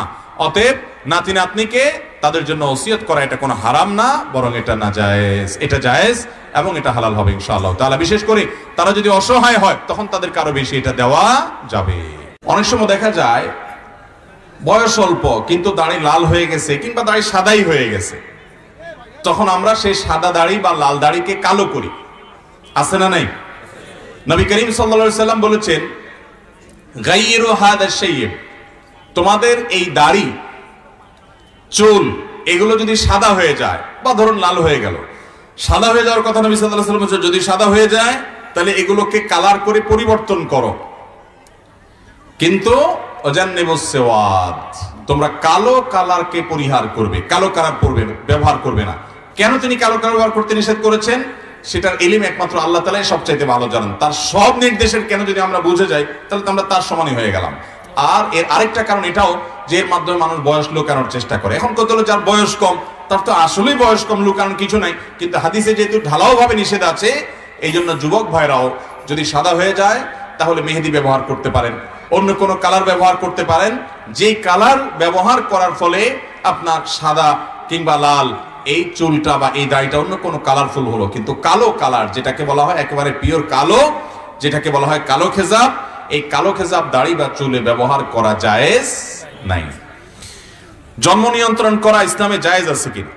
জন্ম নিয়ন্ত্রণ করা ইসলামে জায়েজ আছে কি নেই, এই প্রশ্নের উত্তর হলো জন্ম নিয়ন্ত্রণ এটা যদি হয় যৌক্তিক এবং গ্রহণযোগ্য শরিয়া গ্রাহ্য কোনো কারণে তাহলে সেটা জায়েজ আছে, কিন্তু সেটা অস্থায়ী পদ্ধতি হলে তখন জায়েজ হবে। স্থায়ীভাবে জন্ম বিরতিকরণ বা জন্ম নিয়ন্ত্রণ করা এটা কোনো অবস্থাতে ইসলামে জায়েজ নাই। আমি ব্যক্তিগতভাবে এরকম মানুষকে চিনি যে মাত্র 2টা সন্তান ছিল, এরপরে লাইগেশন করে ফেলেছেন, স্থায়ীভাবে জন্ম নিয়ন্ত্রণ করে ফেলেছেন, আর সন্তান হবে না, রাস্তা একেবারে বন্ধ করে ফেলেছেন। এখন আল্লাহর কি ফয়সালা, ওই 2 সন্তানের মধ্যে দেখা গেল যে এক সন্তান মারা গেছে রোড অ্যাক্সিডেন্টে, আরেক সন্তান বেঁচে ছিল, মেয়ে, তাকে বিয়ে দেওয়া হয়েছে, কিন্তু সংসারে অশান্তির একটা পর্যায়ে গিয়ে সেও সুসাইড করে মারা গেছে। এই ভদ্রলোক ভদ্র মহিলা নিঃসন্তান, এখন অগাধ টাকা পয়সা, কোটি কোটি টাকার মালিক, কিন্তু সন্তান আর নাই। ইসলাম কেন কোনো কিছুকে নিষেধ করে সেটা বুঝতে আমাদের হয়তো 200, 500, 1000 বছরও লাগতে পারে, কিন্তু ইসলাম এমন কিছু বলে নাই যেটার মধ্যে আমাদের কল্যাণ নাই। এমন কোন নির্দেশ ইসলাম দেয় নাই যে নির্দেশ পালন করলে আমাদের ক্ষতি হবে। আমাদের কল্যাণেই সকল আদেশ এবং নিষেধ দেওয়া হয়েছে। অতএব স্থায়ীভাবে জন্ম নিয়ন্ত্রণ করা ইসলামে কখনো জায়েজ, হ্যাঁ অস্থায়ী জন্ম নিয়ন্ত্রণ করা জায়েজ হতে পারে। সেটা কখন? সেটা যদি এই জন্য হয়, ধরুন আপনার স্ত্রী শারীরিকভাবে আনফিট, তিনি খুব দুর্বল, তার দেখা গেল যে হিমোগ্লোবিনের লেভেল 7-8 এসে পড়ে আছে বা আরো নিচে, বা ডক্টররা চেক আপ করে বলেছেন যে এই মুহূর্তে তার সন্তান নেওয়ার মতো অবস্থা শরীরে নাই, তাহলে শরীরে স্বাভাবিক অবস্থা আসা পর্যন্ত আপনি জন্ম নিয়ন্ত্রণ করলেন, অথবা অসুস্থতার কারণে আপনি জন্ম বিরতি করলেন, এটা জায়েজ আছে, অস্থায়ী বিরতি। সেটা 2 মাস, 4 মাস, 6 মাস, 1 বছর, 2 বছর, 5 বছর, যতটুকু প্রয়োজন হয় ততটুকু সময়ের জন্য আপনি বিরতি নিতে পারেন, এটা জায়েজ আছে। কিন্তু আপনি যদি জন্ম বিরতি বা জন্ম নিয়ন্ত্রণ করেন এই উদ্দেশ্যে যে সন্তান হলে কি খাওয়াবো, এরকম অনেকে নিয়ত করে কি করে না, অনেকের মন মানসিকতা এরকম আছে না নাই, যে সন্তান হলে আমি কি খাওয়াবো। অনেকে বলে এখন বেতন কম, একটা ছেলে আছে, আরেকটা হলে আমার টাকার টানাটানি হবে। মনে রাখবেন আল্লাহ তাআলা কোরআনে কারীমে বলেছেন, ওমা মিন দাব্বাতিন ফিল আরদি ইল্লা আলাল্লাহি রিজকুহা, এই পৃথিবীতে এমন কোন প্রাণী নাই যেই প্রাণীর রিজিকের দায়িত্ব আল্লাহ তাআলা নেন নাই। তাহলে মানুষের রিজিকের দায়িত্ব আল্লাহ তাআলা নিয়েছেন না নেন নাই? নিয়েছেন না নেন নাই? ভাইরা আমার, আল্লাহ রাব্বুল আলামিন রিজিকের মালিক, বিধায় রিজিক কি খাবে এই চিন্তা করার মতো বোকামি আরেকটা হতে পারে।